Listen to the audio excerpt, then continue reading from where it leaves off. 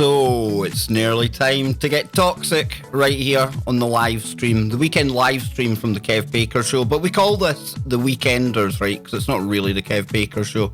It's all of us kind of ganging up together. And tonight is going to be a very special broadcast indeed. So hold on tight, get your tinfoil out, because this is going to get crazy. It sure is, because we've got not one special guest. He's hardly a special guest, but we've got two people joining us tonight. Popeye and Radchick. So then, here we are. We're back. We are. We've got Joe back with us. We've got Jimmy in the hat, the man in the chat. We've got Scotty, the man with no sleep. We've got Popeye, Federal Jack, down the rabbit hole. He's a man that goes by many names, and the quite wonderful Radchick. So tonight, we've called this the Toxic Live Stream. It wasn't hard for me to make that up, because we're going back in time, folks, and I couldn't believe it the other day when I was reminded just how long ago this has happened. But Fukushima, we all remember Fukushima, right? Or do we? Sure. Well, Joe, how long has it been since Fukushima? 25 years, it seems, but it's actually only been 8. On your timeline. 8, right? Dude, I was shocked when I heard that. I really was. But one person who really came to the fore during all of that in the conspirasphere, the alternative media, was this lady we've got with us tonight, Radchick. So Radchick, thank you for joining us here today on the crazy live stream. Can't promise it's going to go all smoothly, but we're certainly going to have fun. We'll have a laugh. We'll poke fun at Popeye there and his crazy beard. Definitely have to. But I want to take you back in time, Radchick. I want to find out about who was Radchick before that massive earthquake that quite literally affected us all. Oh, before Fukushima happened? Yeah, the day before it happened. Who was Radchick? What were you up to? Who was Radchick? I was a worker bee. I was an asshole, actually. I was really into making money, and I worked in the medical field for 24 years. And I got like really high up into clinical research.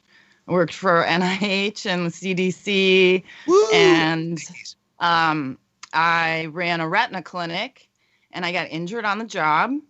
And I didn't find out till almost 10 years later that the injury that I had actually caused my brain to herniate, because the injury that I had manifested itself as a back injury first, but it actually ripped the ligaments all the way up my spine. And so then I went from like making a lot of money to being really, really poor. And while workman's comp and disability like fought over who was going to pay for my injury, I burned through all my savings, and I lost like everything I had, and lost my house where I lived for 17 years. And I had 4 daughters, and I was a single parent. Did you have to sell them? We basically like barricaded ourselves in our house to like protect ourselves from people that were coming after me from it was that bad, huh? Predators and stuff. It was that bad. And around the beginning of March of 2011, I got a big yellow like sign on my front door that said, you know, you had like a month to move out. Ugh. Because they were taking my house, and we had to move out April 11th of 2011. Really? So that same year? Yes. And so then the tsunami happened and I had an iPad. It was like we didn't have TV or anything. We didn't have cable or anything like that. I had an iPad and I was getting Wi-Fi off my neighbors because they didn't have their Wi-Fi protected. So As I you was do. like selling I was selling like everything that I owned, like literally like the mirrors out of my bathrooms and It's amazing. like Amazing. everything in my house to try to like make money because I had no income for 2.5 years Wow. while like disability and workman's comp was fighting over who was going to pay. Like we had no income and I'm like trying to like feed my kids Kev, and everything. It was like horrible. Christina, let me interrupt you for a second. You know how we Yeah. talk about all the time the fucked up medical community here? Well, much like you guys have the National Health Service and, you don't have to worry about paying for anything, just as fucked up is if you get hurt on the job. If you get hurt on the job, you would think, oh, yeah, I've got short-term disability. I got long-term disability. I'm covered, right? Everything's going to be okay. Wrong. It may be okay, but like she says, 2.5 years later, in the meantime, you've got to fend for yourself. And then, come to find out, if the state doesn't believe your story, they're not going to pay either. And then just like she says, it becomes like that. And meanwhile, the person that's hurt the most is the person that's hurt, so it's crazy. Unbelievable what happens here. It was crazy. And that was like, I couldn't believe like that could even happen, especially the place that I worked for was like world renowned retina specialists that I worked for, and I was running their clinical research program and I couldn't, believe like this had happened. And I was like calling him like all the time, like, when are you guys going to straighten this out? In the meantime, so I lose the house. And so I'm putting up everything I own on Craigslist. I'm even selling the plants out of my backyard. Right. And so Fukushima happens and I have this iPad and a nuke alert went off like the second or third day after the tsunami. And it was because I had Drudge Report, I guess, open and it was like in sleep mode. And I'd never heard a nuke alert before. And I was in the hallway and I hear this nuke siren and I'm like, what the hell is that? And I go and I open up Drudge and I see this picture of one of the reactors exploding.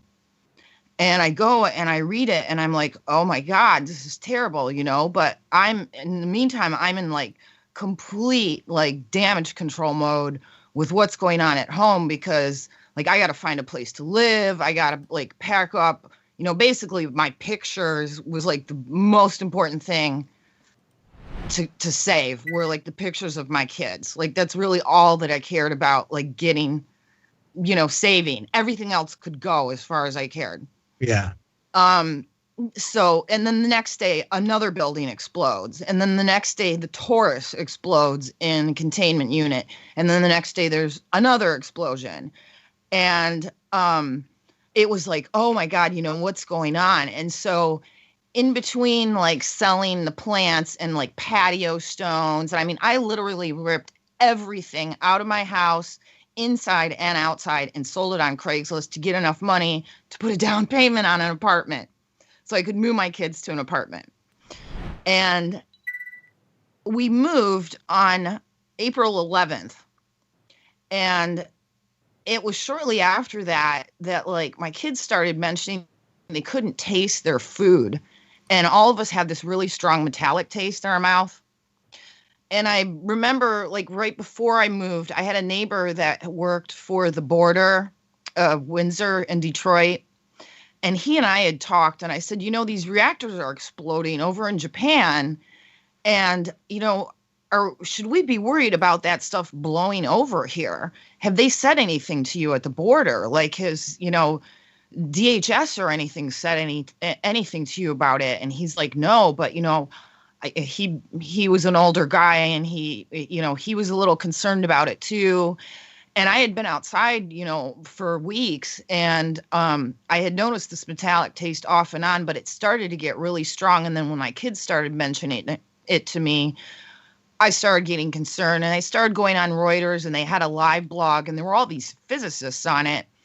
And one really big indicator that I learned later that the reactors were breached early on was a sign that neutron beams were being seen on the grounds of the Fukushima site. And they looked much like Chernobyl.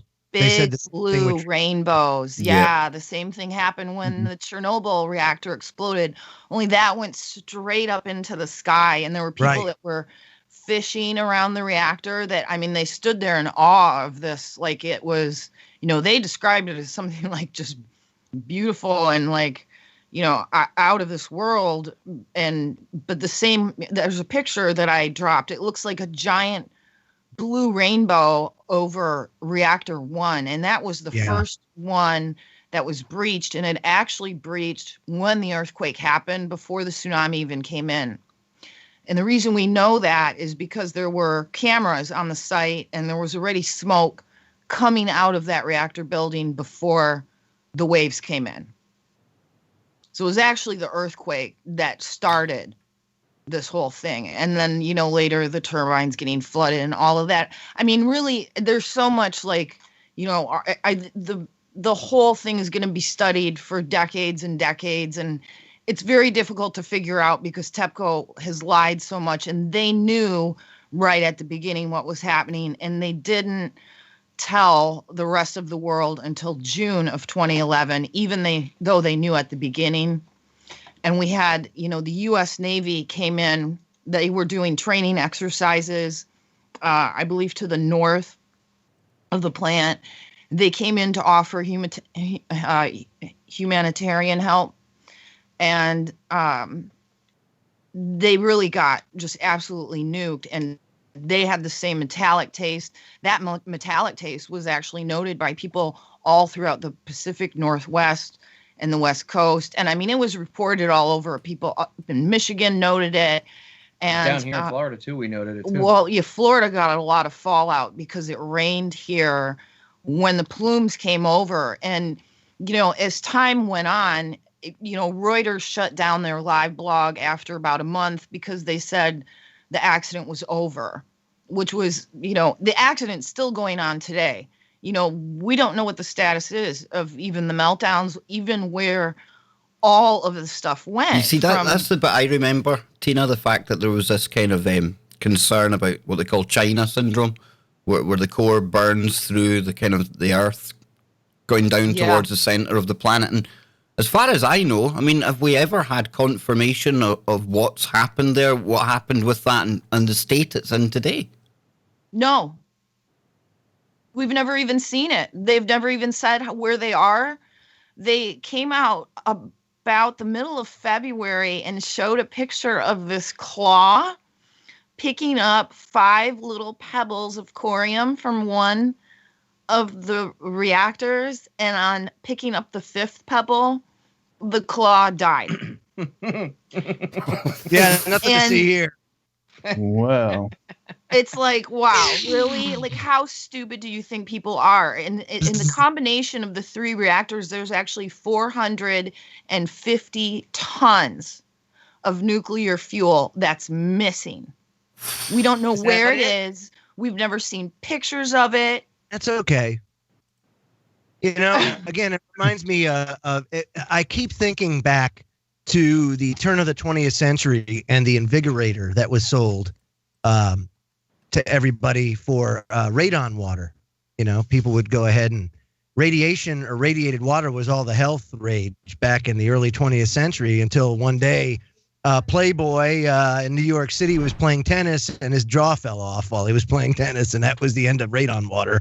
But until then, everybody thought, hey, this is great. It gives you a glow. They made skincare cream Yeah. for women in like the 1930s. Yeah, what about the floor To stores give- they had? Oh my gosh! At the yes. shoe stores, they used to have like an X-ray machine basically, and you'd go in and they would go ahead, stand on it, and you'd put your feet under it, and it would X-ray your feet like in live time, and you'd look through a set of little looking glass, whatever you call it, and you'd be staring at it, and you're like, oh look, live, my feet, X-ray, cool, but. Yeah, You're you could live nuking extra your yourself. feet. Little kids would go and do it like you know, over and over somebody in the again. chat, Oh, somebody in the chat, Fluoroscope. someone in the chat room is saying in the that shoe store. Fukushima was built over a river which connects to the aquifer where Tokyo gets drinking water. Is that right? There's an aquifer that's in between those, and the aquifer that is underneath Tokyo, they actually stopped pulling water from that aquifer in the 1920s. And the reason for that is because the city of Tokyo started sinking. Much like Mexico City and other large cities that pull from aquifers for drinking water, or eventually the cities start sinking. That actually started happening in Tokyo in the 1920s, and they haven't used that aquifer since. They built huge, what do you call those up in the mountains? Reservoirs? Yeah. To pull water, drinking water from those, but they got, heavily contaminated when and then they still are to an extent. We still have, a study that was done from last year. Particles are still being released as there's continuing fission that's going on underground. Well, where did the cores are still go? hot? The cores melted down through. They're underneath the plant. So Fukushima's here. They're in the ground here. Like I was explaining last week, and Christina's the one that's been saying this for years. The mountains are here, the coast is here, and they put the nuke plant here. So when it rains here, the water comes down the mountain, down to the ground, down through the hot cores that are still having reactions going on, irradiating everything around them, and then out into the ocean. Yeah, Yay! and groundwater experts have said that it could be anywhere from 1,000 tons of water per day to 15,000 tons of water per day that goes through the groundwater because it was built on that river system. And that's just the water that goes the natural flow through the volcanic spine of Japan. Wow. It's going possibly making contact with those cores and flowing out into the Pacific. That's And then messed people up, always talk about, well, they're still pouring 300 tons of water per day on the cores too. Oh, because you got to. Now, Jimmy, And then think they're collecting it and putting it in the tanks. And, they're talking about, they're always fighting the fishermen are like, don't dump the water because, we still need to fish. Are you fucking kidding me? Yeah, Jimmy. The rock Jimmy, fish think about there this. measured, like last year, I think it was 18,000 becquerels per kilogram right offshore, and they want to fish there. Yeah, of course they do, because it's within the permissible limits now that they raised them. So, Jimmy, over here in the United States, we tend to build when we did build nuclear power plants. We built them on fault lines because at least if there's an earthquake, it just falls into the fault and then it's gone, disappears. That was their safety measure, apparently. And then he cemented over. No, Yeah, the just ice cement it wall. over. I think the ice wall was a great option because Are we talking ice. flat Earth? Or are we talking? Forget about the ice wall. It was failed from the beginning. It's is that ridiculous. Antarctica? It's all like this just stupid propaganda and PR, and they mean the same thing. They're PR both and propaganda, they mean the same thing. This Olympics bullshit. It's just crazy that they would even Who do they think have- to do this. This is all just to try to pretend that this area is safe, and it's not. No, It's it's an not ongoing safe. accident, and it's been ongoing for 8 years. It has been. And, So the food supply over here where I live, I'm in the central coast of California. And I know you guys are very well versed on how particles, transmit throughout the atmosphere and where they end up. So what I'm going to do is I'm going to talk about most of the leafy green vegetables that we get in the United States. A lot of what we get comes right here from California. So these are fast growing leafy green vegetables. There's a lot of beef production here. They're being fed fast growing greens also. And, as far as the fishing go here, since this accident has happened, we've had a lot of our fishing industry has been really put on sort of a not a regular basis, because we've had we have anchovy and different fish that come here, and people come here from all over the world to fish these waters.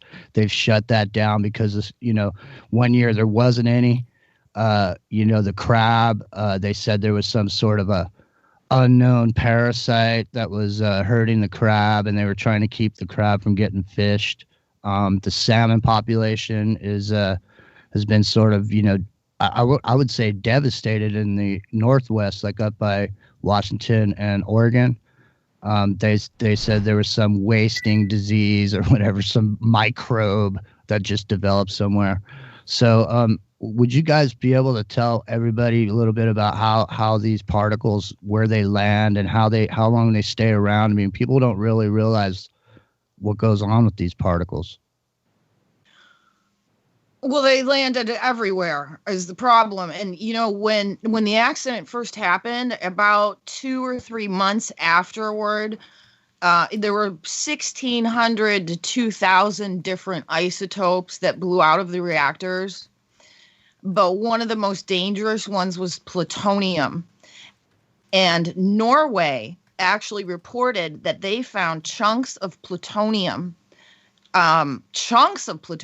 not like fuel fleas, but chunks of plutonium in their reactor filters in their nuke plants.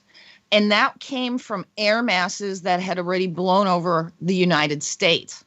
Wow. And the United States hadn't reported that, but I have family that work in the nuclear industry that I grew up with. And they told me that they found a whole host of different isotopes in their nuke filters at the plants where they work. They confirmed that to me. And the DOD and the DOE took the nuke filters, and not only did they take them from nuke plants, they went all the way up the West Coast, and they took filters from all the businesses that have ventilation systems so that they could isolate what kind of isotopes they picked up. So they studied this, but this information we'll never find out. The particles that were released, though, they land just like anything in the atmosphere. Atmospheric dust would land on, plants, on the ground, on leaves and trees, on pine cones, and then it gets revolatilized anytime there's weather. There's, wind, there's storms. What about the fires in California as well? If there's been like the heavy fires, is that enough to kick things back up again? Any that's blown over there? Yes, definitely. And that's a huge problem in Chernobyl. Whenever there's a fire in Chernobyl, that sends up huge amounts of radioactivity back into the atmosphere. So what kind of stuff lands on the ground, and the only way to get rid of it is to dig up. And this came from my friend I grew up with, who is a nuclear physicist. The only way to get rid of it is to dig up the top 6 inches of soil everywhere in the United States and basically dig up all the trees and plant new ones. And I would imagine after Chernobyl, over here in Europe, I know it blew over towards the UK, so I would imagine we're in the same boat. It went everywhere. Yeah. Everywhere the wind blows. If you want a visual, see, radiation's invisible, so people can't see it. So that's the biggest, I think, one of the biggest hurdles with understanding it is they can't see it. If they can't see it, they can't visualize, well, what does that mean? Let's picture radiation, like radioactive particles, like powdered sugar. And imagine what would happen if you took powdered sugar and you went all over everything. We all know what powdered sugar flour looks like when it gets into the air, right? And it gets all over everything. Now imagine that's radioactive particles. Yeah. There's your visual. That's what happens. And then every time there's a storm, right? Every time there's a hurricane, tornado, anything. When I interviewed Doug Rocky and we talked about DU, this is a problem. That's why the ranges here in the United States and in like Puerto Rico and Hawaii and, every battlefield in every other foreign country and everybody else's backyard all over the world, right, the problem with using depleted uranium rounds is now those radioactive particles, the DU particles, are now in the soil. They're on everything. And every time there's a storm, a windstorm, it rains, anything, it's all getting thrown up back in the atmosphere again. Yeah, and it bioaccumulates, It's crazy. Yeah. And like Scott, where you live, you have tornadoes. I mean, imagine that's a vacuum. It's like nature's vacuum, basically. Yeah. How many of those tornadoes do you think have radioactive particles in them when they occur, randomly throughout the country because of all the crap that's still floating around in the atmosphere from the atomic bomb testing in the 50s and in the 40s into the 50s.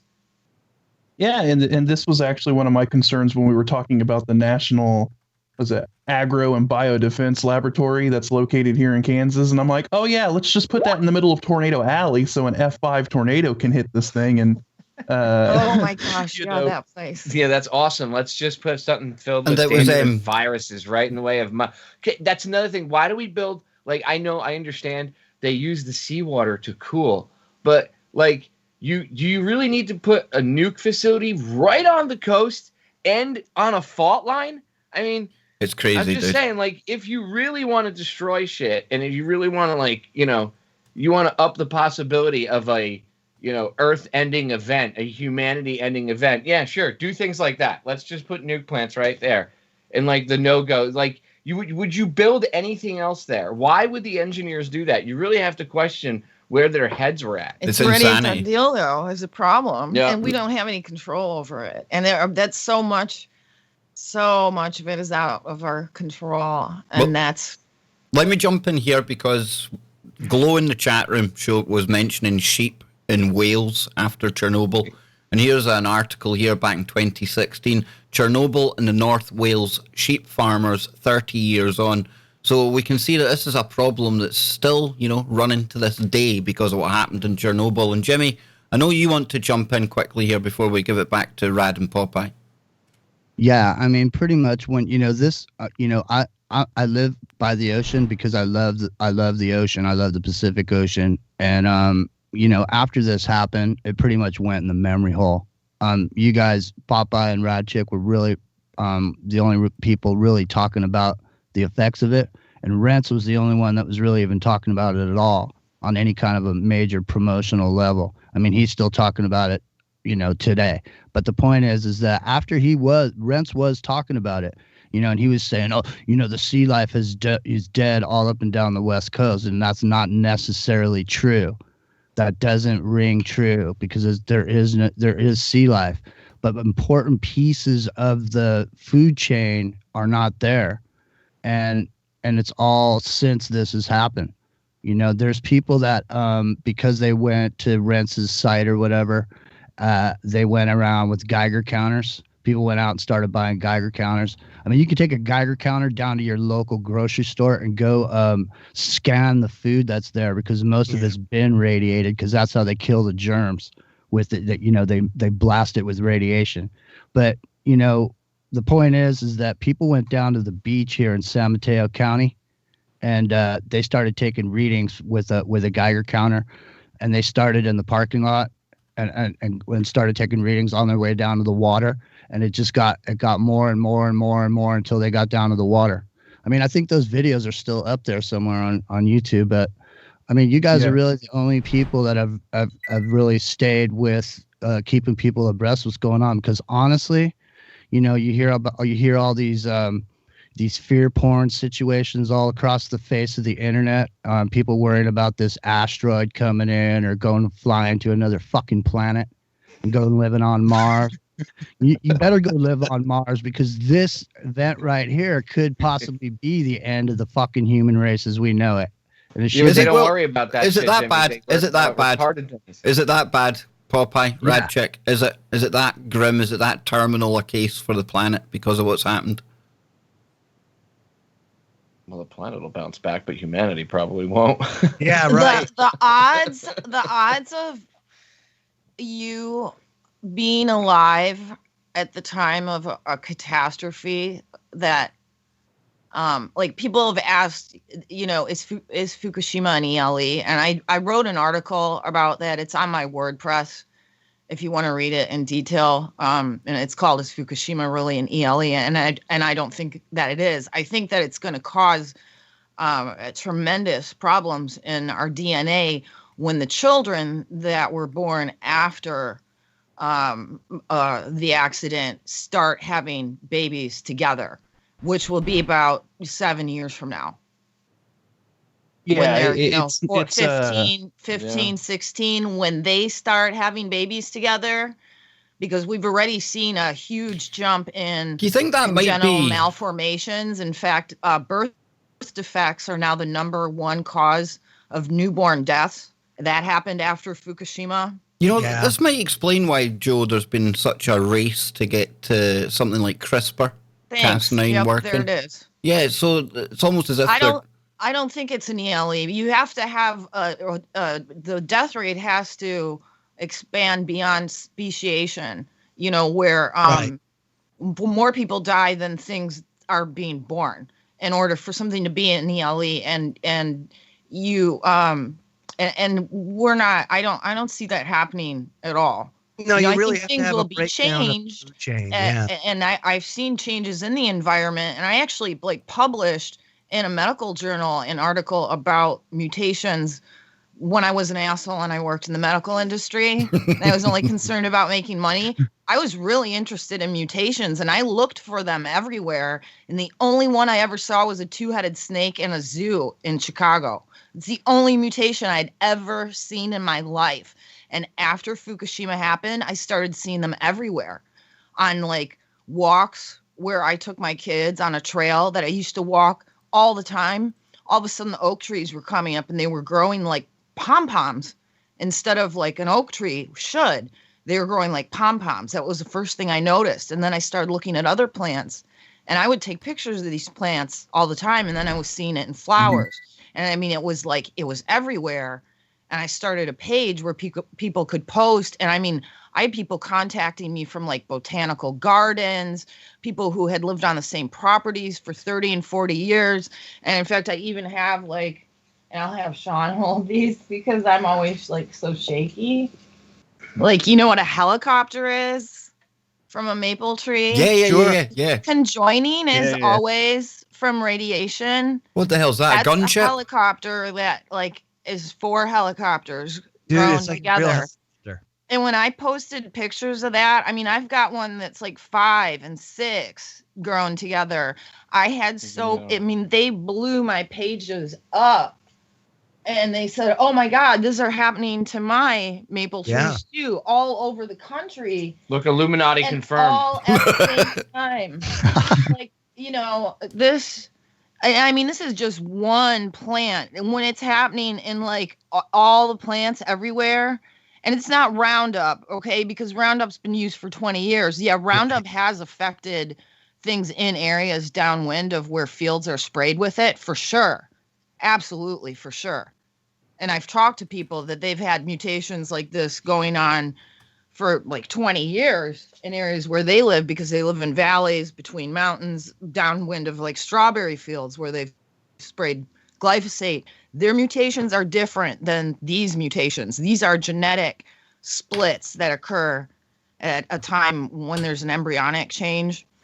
Glyphosate causes different types of mutations where things grow really strangely. In fact, those types of mutations are even worse than the ones that are in Chernobyl and Fukushima.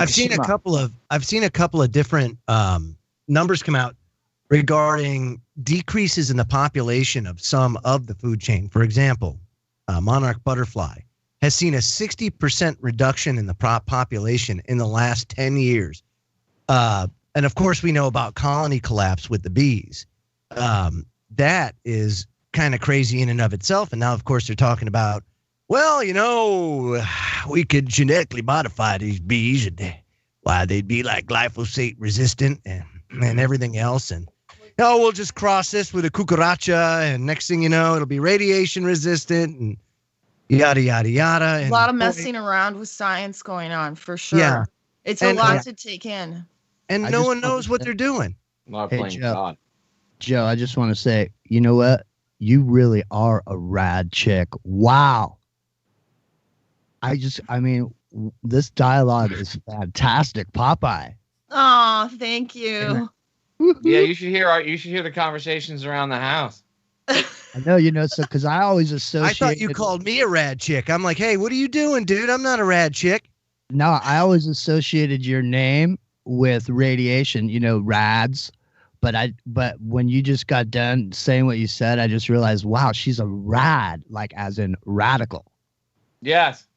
Oh, she's a radical. Like AOC. She's radical, and she's she like is AOC a radical. She's like the AOC of radiation. Is that what you're saying? That's what No, I'm because saying. occasional No. cortex. No. No, that's not what I'm saying. You said, No. Tee hee. Yeah, That's hilarious. Such a shit stir, Joe. I am such a shit stir. It has to be that way. It has to be that way. Such a You know, shit stir, no, young we- Joe Joseph. What's he done? What's he done? We have to kind of go. We have to talk about the Wigner effect, though. Yeah, I was wanting to get to that because this is something that I'd never heard of 'Cause until. that's a big jump there was from another what we're plane. talking about now. 'Cause there's But another I fucking do plane I crash. do want to say though about all like the doomy stuff. If you boost your immune system, there's people that lived very close to Chernobyl and still, like survived it and did okay because they ate things that grew underground, like root vegetables, and they were very strong people. They survived it, and even though they were nuked considerably. If you boost your immune system, you can actually like repair the damage to your DNA. I mean, you have to be a really healthy person, and you have to eat like you already have cancer. Like that's what you have to do to fight this. And the activism is great, but like, look what just happened to me in the past year. That's had nothing to do with radiation at all. This was from an injury that I got 10 years ago, and I almost died like multiple times. And, if he wasn't around to tell me to breathe, like I wouldn't be here right now talking to you. Yeah. And I had to have this like horrendous surgery and all of this. And it came right down to like having someone having to remind me how to breathe. So I had to really bring things home to just like my immediate surroundings and taking care of myself and my health. And you expand it a little bit. And then it's like, well, what can I do to help improve my surroundings? And what can I do to make like my neighborhood, my neighbors happier, and take better care of like my community? And instead of like going out and trying to like fix something that is so broken, so pervasive, and just such a shit show. And it's not just Fukushima, it's all the nuclear stuff. It's all of the toxins. It's the way all of these things interact with each other. And we've been exposed to it for a long time, and we're still here, and we've been fighting it. And a lot of it is mental. A lot of it is like, I'm going to get through this. And I couldn't have gotten through this if I didn't have him to help me get through this. And I didn't have all of the people that I tried to help for years get through Fukushima, then in turn try to help me like by their notes of encouragement and checking on me and like just sending me, love balloons on Facebook. Christina, And, one of the chatters in the chat room just brought up orgone for like a solution. What do you know about orgone? nothing. I really don't know much about it at all. No, like orgonite, orgon, all that stuff. A lot of people tout some sort of energy from that. It's Wilhelm. I think if you believe that it helps you, then you should use it. Yeah. Yeah, placebo Kind of effect. like a placebo effect, would you say? Yep. Is that what you think, or Yeah, I mean, I personality? find being outside around plants and Yeah. and flowers and like being outside in nature, that helps me. Okay. That's what gives me strength. And he knows, like when I go and I talk to my shrink, which I see on the regular because I have just horrible PTSD from this whole experience with doctors. He takes me immediately to the park afterward where there's a lake and there's ducks and there's stuff because he knows I'm going to need to like chill the F out after the appointment. Is that like a reset? Yes, that's my organite. Those are my crystals. Like, if crystals and organite and that stuff helps you, then that's what you should do. Like, whatever you need to do to help, like, ground yourself, that's what you should do. Now, Jimmy, Sounds good to me. I think, Jimmy, will you want to jump in here? Yeah, I was just gonna say, I went through some treatment for cancer, and I went through this period where I had to go through 5.5 weeks of radiation. So I had to go in there every day, get blasted with radiation, and there's a certain kind of tiredness that comes from it that really you can't, unless you've experienced it and you can directly relate it to that, you wouldn't notice it. But I mean, there's times here in California where I feel that tired, like that, like I'm wiped out from that kind of reason. And there's a lot of people that get super tired, and like in and of itself, it seems like, you were just tired that day. But it turns out everybody around you is also tired that day and knocked out and falling asleep. Dogs are falling asleep, all this, it's pretty intense. I mean, this is a serious issue that you guys are bringing to the table tonight. And, I'm really glad to be here. And I just wanted to say thanks. Well, you have to wonder how much the sun has to do with that also, and the Schumann resonance. I mean, there's some other really big things going on. Space weather wise. Oh, huge. Now, with cosmic rays that have happened also since Fukushima, there's been a huge increase in like the last 5-6 years in space weather and cosmic rays. They've really gone up. Yeah. And that's because we're going into, those grand solar minimum, and they cause, there's been studies done that they can cause heart attacks, and all kinds of other problems with like occipital lobe problems, seizures. Temporal lobe, seizures. It can make you very tired. And if you're experiencing that and other people around you are experiencing that, and sometimes people even notice like in their pets are really tired, you can check and see like, what is the sun doing, and see if you can correlate it with that. And then like the Schumann resonance, which I would love to learn more about. The problem is like, the more you look into these things, it's like, oh my God, I don't know anything. Yeah. Instead of learning more, you find out that you actually got more to learn.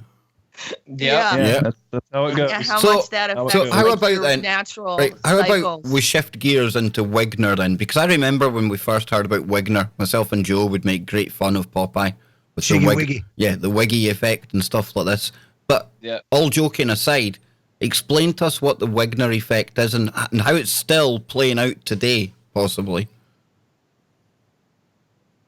Oh boy.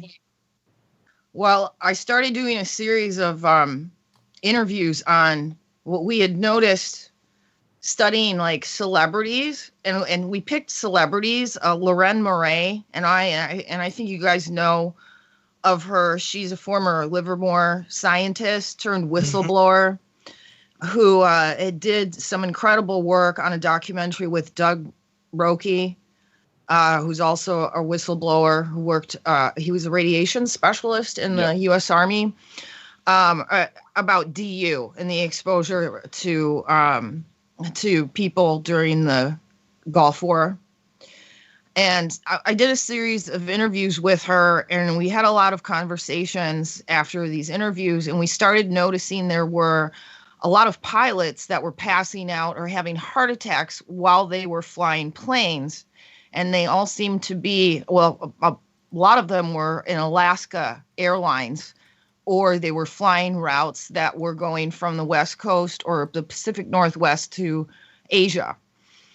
And so for a couple months, we kept track, and we looked back 7 years prior to Fukushima, and then I believe it was 3 years after, and there was something like a 7,000% increase in the amount of pilots passing out. And so it's like, all right, we need to do something, like we need to do an interview about this. And Alfred Weber had me on Exopolitics to do an interview. And the interview went like crazy, like with views, and a lot of pilots and people in the aviation industry saw this interview. And I presented all the data that we had collected, and I started getting, and Loren started getting emails from pilots and people who worked in the industry saying what they had noticed and how many people had thyroid cancer and that they were having skin problems. And at the time, there were also a lot of stories coming out about flight crews that were like breaking out, and they were blaming it on like the dry cleaners for their outfits, the chemicals they were using. The chemicals they were Like using. allergic reactions. Yeah, somebody just mentioned that in the chat room. Somebody on that for everything but radiation. Everything but, which they still do. It's everything but radiation. So anyway, Loren started getting like a major intel from a couple of German pilots. And I started getting intel from some frequent flyers of my own who unfortunately now have gone through some pretty horrific cancer surgeries themselves. Wow. And I did this interview with Alfred. We get all this intel, and I meet with my physicist friend who works in the nuke industry. I meet him for lunch with my mom, and I tell him about this interview that I did and the kind of feedback that I'm getting. And, he listens to me like explain all this, and he's like, wow, I don't even know how you've learned all this. And it has something to do with the brain herniation thing, but that's a long story. And he said, I'd be a lot more worried about the planes falling apart than the pilots having heart attacks. And what you really need to look at is the Wigner effect, because someone else can land the plane. If that happens, they can talk somebody else, or autopilot can land the plane. But if the planes fall apart, that's a big issue. Like wing falls off or the landing gear doesn't work. And so her and I start doing the same kind of data collection that we did with the pilots passing out and having heart attacks. And it's really hard to gather that data because there's no like one agency that collects it all. You have to go to all these different places. And it took us about 10 months to put it all together. And we had to go and like research through all these different branches of like science and avionics and engineering and all things like that I had never even heard about before, and had to like cram for like, the biggest test of my life to do this interview. And then it was like after the interview was done, that's when my health like kind of really started falling apart. And like my mom thought I had a nervous breakdown or something after this Wigner interview. Not. I mean, it was, and it was like after we put this out, it was like plane crash after plane crash after plane crash starts happening. And Timothy Lastly, who is in chat tonight, put together a group on Facebook. And there's a bunch of people tonight in chat that are in that group. And there's also a 6 celebrity group that we focused on because of their location and their proximity to Simi Valley. Yeah. That has had a bunch of meltdowns. They're kind of the canaries in the coal mine, and they do a lot of frequent flying. So they have a lot of Interestingly enough, I do a lot of work now. My work deals primarily with big pharma, right? And one of the things that it does is that big pharma does is the need for sterile things, right? Everything's got to be sterile. Well, how do they sterilize it? They sterilize it by radiating it, and oftentimes they'll use cobalt. One of the premier sterilization companies out there is a company called Sterigenics. Sterigenics, again, uses cobalt to do that. What happens is over time, these petri dishes, garments, all that, they break down simply from being radiated time after time after time after time, which is no different than an airplane or anything else that's up in the air being radiated.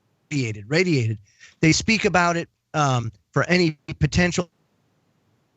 What's the threat to the astronaut and the health? Radiation, cosmic rays, being exposed to it. So So the more radiation that's out there, obviously, the more metal fatigue you're going to have. All sorts of things are associated with being radiated. I mean, it's bad. And what is their solution to it?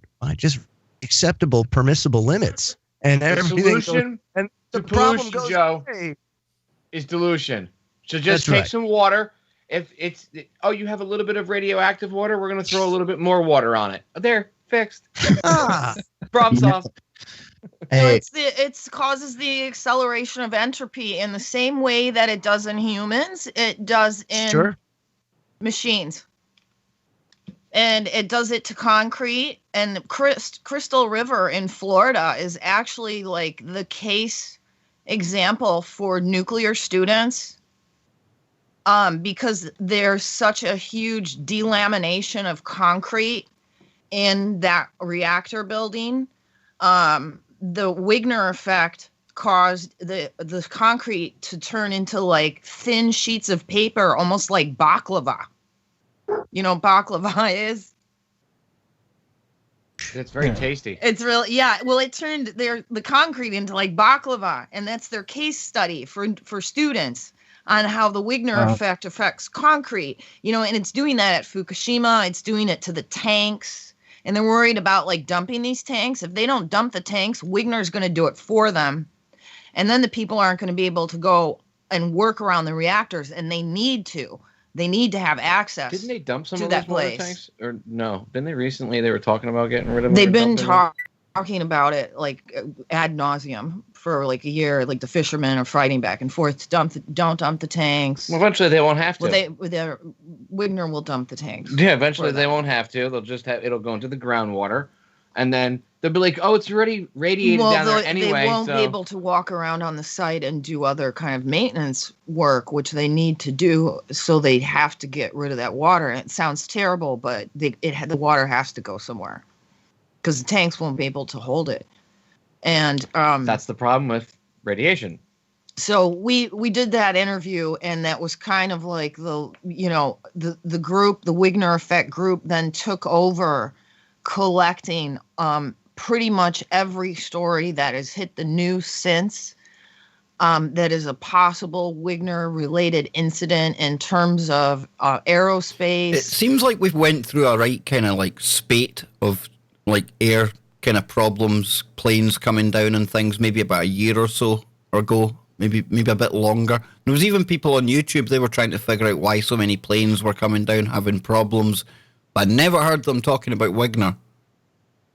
No, and you won't, because, well, everything's out of spec now, you know, and then you have the cosmic ray influence, which will also cause acceleration of entropy.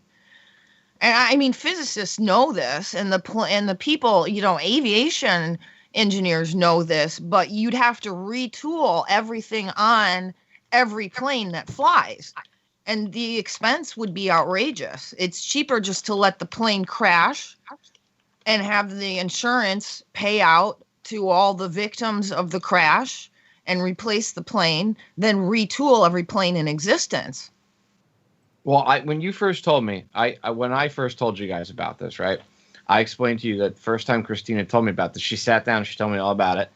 And scientifically, it made sense, but I was still kind of skeptical. No, you were really skeptical. And yeah, I was very skeptical. She's very skeptical. And what she did, well, because, you know, I want to double check, triple check, like we all do and everything, right? And all she said to me was, just pay attention to plane crashes and watch how many plane crashes you'll see. There's a huge uptick. And as soon as it was like literally she added a shade, you know, a tint to my lenses, you know, my Hoffman sunglasses. And all of a sudden I started to notice every day in the news, there was a small plane crash or a large passenger jet going down or something happening, something breaking down. And it was happening more and more and more. Yeah. And okay, you could say if the jet's 20 years old and it's got hundreds of, you know, thousands of miles on it that it's logged, right? I could totally understand that. I can understand it breaking down. Fine. Mechanical issues. I get it. But when you start to have it happen to jets that are 3 years old, 2 years old, 4 months old. They just had a jet crash in India today. I think it was India. Was it not Ethiopia? Ethiopia? Yeah, 4 months old. Ethiopia. And it's a brand new jet. Yeah. Yeah, brand new jet. And it just happened to have I know mechanical problems happen, but it did have 50 climate delegates on board. Yeah. Oh well, there's that. I didn't know Going that. to a UN conference. Yeah. UN climate Sometimes planes conference. crash for other reasons, ladies and I was gentlemen. going to say that, Yeah. Popeye. That's a dangerous cargo when you've got 50 climate delegates on board. Yeah, unfortunately, I don't really get why politicians or groups, political groups or anything, anybody that wants to try to get change done in any way, shape, or form, I don't know why they all fly in the same aircraft together. I mean, honestly, it sounds conspiratorial, but all I'm going to say is how many times do you get a group of people check on this out. one airplane and it seems to go... Check this out. We've got a UN worker whose father warned her not to catch the doomed flight, and a polar expert who were both on board. A polar Interesting. expert? Yep, a polar expert. You don't say. What maybe one that's the premier investigator, Jimmy, of certain phenomenon that might be taking place? Maybe Willie Brown called a few people and said, "Hey, don't get on that plane," just like he did at 9/11. Right? Yeah, who called Willie Brown on the morning of 9/11 and told him not to Nancy fly? Pelosi. Well, it says here, polar expert. Nancy Pelosi. If she called him, it would have been like, Happy Thanksgiving, Willie. Are you flying today? Happy Thanksgiving. She wished everybody happy Thanksgiving on Valentine's Day. Speaker of the House, ladies and gentlemen. Speaker of the House, Nancy Pelosi. She's got red ring, I think, and some other things going on. Yeah, probably from flying so much. Well, yeah. You remember about the time of the election, CNN, we watched it. They did that special where they were interviewing that family that handles the pharmacy for the Congress, and they're going through the meds, and the guy's like, look, he's naming the meds, and the reporter's like, isn't that an Alzheimer's medication? And he's like, yup. And like they just glossed over it that a member of Congress is receiving Alzheimer's medication. Then you see Nancy Pelosi skipping like an old vinyl, you know. It's like, Oh, yeah. I wonder who the meds are for. But Nancy. see now there should be a rule about that. You know what I mean? Eventually, same thing with like the Supreme Court, and if you're incapable of, and don't get me wrong, I think she's more useful now, Alzheimer's, than she was without Alzheimer's. You know, but if you have Alzheimer's, you shouldn't be. She's got a shouldn't be. pen, Joe. What'd you say, Jimmy? She got a what? Yeah, she's got a phone. Remember when Obama said, "I got a phone and a pen"? You know, all you need is a phone and a pen. You don't even have to be there. I mean, they're almost organic robo-toys at this point, wouldn't you say? I mean, you see her. When you see all of a sudden, you see these cheekbones appearing in people that weren't there before.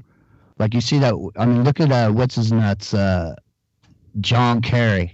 Look at that dude. He looks like Popeye, let me just first preface everything Jimmy says with the fact he's a big fan of Dallas Goldbug. Dallas and the ears. You remember him? Yeah. He was, right? It's in the ears. You're all fake. It was like one family that was everybody on the internet. Like, are you fucking kidding me, dude? No, Well, Nancy that's the Pelosi thing. is Hey, Google see, that's the Plus. thing about Dallas. She's That's from about Dallas Goldbug is Reminds me of when I see her. the part that Schumer, right? the part Yeah. that makes it ridiculous, makes it seem ridiculous, but there's an underlying thing about that's real, which is when the celebrity comes into the public attention, the celebrity name becomes a corporation, a limited liability corporation that's owned by another corporation. And so, I mean, a lot of what he says from a contractual standpoint and the way that people are manipulated through through pop culture or whatever, that's it's really it actually is real. But he did some good work on that Kurt Haskell guy, though, I have to say. You can look it up on the internet. I think No, it's he out there. didn't. The pictures of the person he's meant to be are nothing like I him. interviewed Kurt Haskell on multiple. I've talked to him on multiple occasions. He's not fake. There's Dallas. I don't know. People like him. I think Dallas's office is probably right next to Dabu's. It's in Metropolis, in the center of flat Earth. In the center of the flat Earth, right at the top of the very penthouse suite, the very top of the dome. Yeah, you're right, man. I would have to agree with you. Seriously. I mean, him and the fucking ears. It was like one family was like 200 fucking people. They're like, seriously, like, no, dude, I'm sorry. How do they travel that fast? How? Don't let logic sneak into this conversation, Popeye. Come on. I'm sorry. That's part of it. Sorry. See, that's the part of it that makes it seem ridiculous. But the other parts of it that he pointed out, like when that senator got shot in Arizona, like all the stuff that he pointed out about that particular sheriff's department out of Arizona, who had a lot of people that were doing crisis actor work. And I believe that exists sometimes, but the problem is you get like him and a bunch of other people were the people that they're the ones that kind of made the term crisis actor, right? Yes, a pop culture term in the alternative media. And that's when there was a period of time that we were being effective with the alternative media back in the day. And we kind of got a little bit too arrogant, right? Because we were being effective. We were making a change, but we did not think, and there were some of us that did try to point this out, but there were others that, I don't know. They were too caught up in advertising or whatever. That's why I never made any money doing off this, because none of that bullshit ever got in my way. Yeah, right. That never sidetracked me. My goal wasn't about money. My goal has always been just to even the playing field for humanity and give everybody a fighting chance, right? And tell the truth. Give people some information. What humanity does with it, I can't make humanity do anything, but I can at least level the playing field for us. Well, check this out, guys. Check this out, because somebody dropped it in the chat room, and I'd seen it last night when I was grabbing some links for today's show. But 8th of March 2019, Hunterston B. Pictures show cracks in Ayrshire nuclear reactor. Well, that's awesome. I saw you sent that to me yesterday. I'm sure you'll find cracks in just about every nuclear reactor out there. Yes, you will. You will. Every single one. Well, that's the Wigner effect. So that's the whole point, Joe. In fact, you, Christina, and myself did a show about the roads, about everything else a while back, remember? Very, very popular show on YouTube, by the way. Very popular episode, very good, lots of information. And we discussed this, and Tina brought up how she said there's not one reactor on the planet that doesn't have cracks in it somewhere, microscopic cracks. People that think that the reactors and everything's in great shape, they're not. They are not. It's just not the way of things. That's why when people are like, nuke energy is clean. No, it's not. They still haven't cleaned up the shit from the 1940s. I mean, St. Louis is a radioactive dumping ground in many parts of it. They literally dug a hole, took 55-gallon drums filled with radioactive waste, and that could be everything from like clothes to wrenches to whatever. They took all this stuff, they throw it into the ground, and they bulldoze dirt over it. That's how they contain nuke waste. Okay, that's what they did with the stuff from the 40s. And then you know what they did? They built houses on top of it. They sold the land to private contractors and the developers, and they built housing developments on it. And then 30 years later, I interviewed a bunch of these people a couple of years ago. 2 different communities. People are getting sick left and right. They're getting cancer. One of the communities, it's built community is here. There's a trash dump here, and next to the trash dump is this radioactive waste dump, and there's a fire in the trash dump that's working its way underground to the radioactive waste dump. Yeah, that's not crazy. Over at Westlake. And I mean, I haven't heard anything about that. Where's that? What happened to that? Exactly. Scotty? Yeah, that's what I was wondering. Exactly. I was just about to bring it up. Whatever happened to Westlake? Is that fire still burning? I never heard of them. Yeah, I never heard of them saying that they ever contained it or that they ever put the fire out. I mean, I remember all of the coverage of when they were concerned about the fire, But we I never know got that any resolution Erin to the Brockovich issue. got involved. I think she got involved in that. Maybe that wasn't the one I know she got involved. If Tina were here, she'd be able to tell me. I know she got involved in that big gas leak out in California.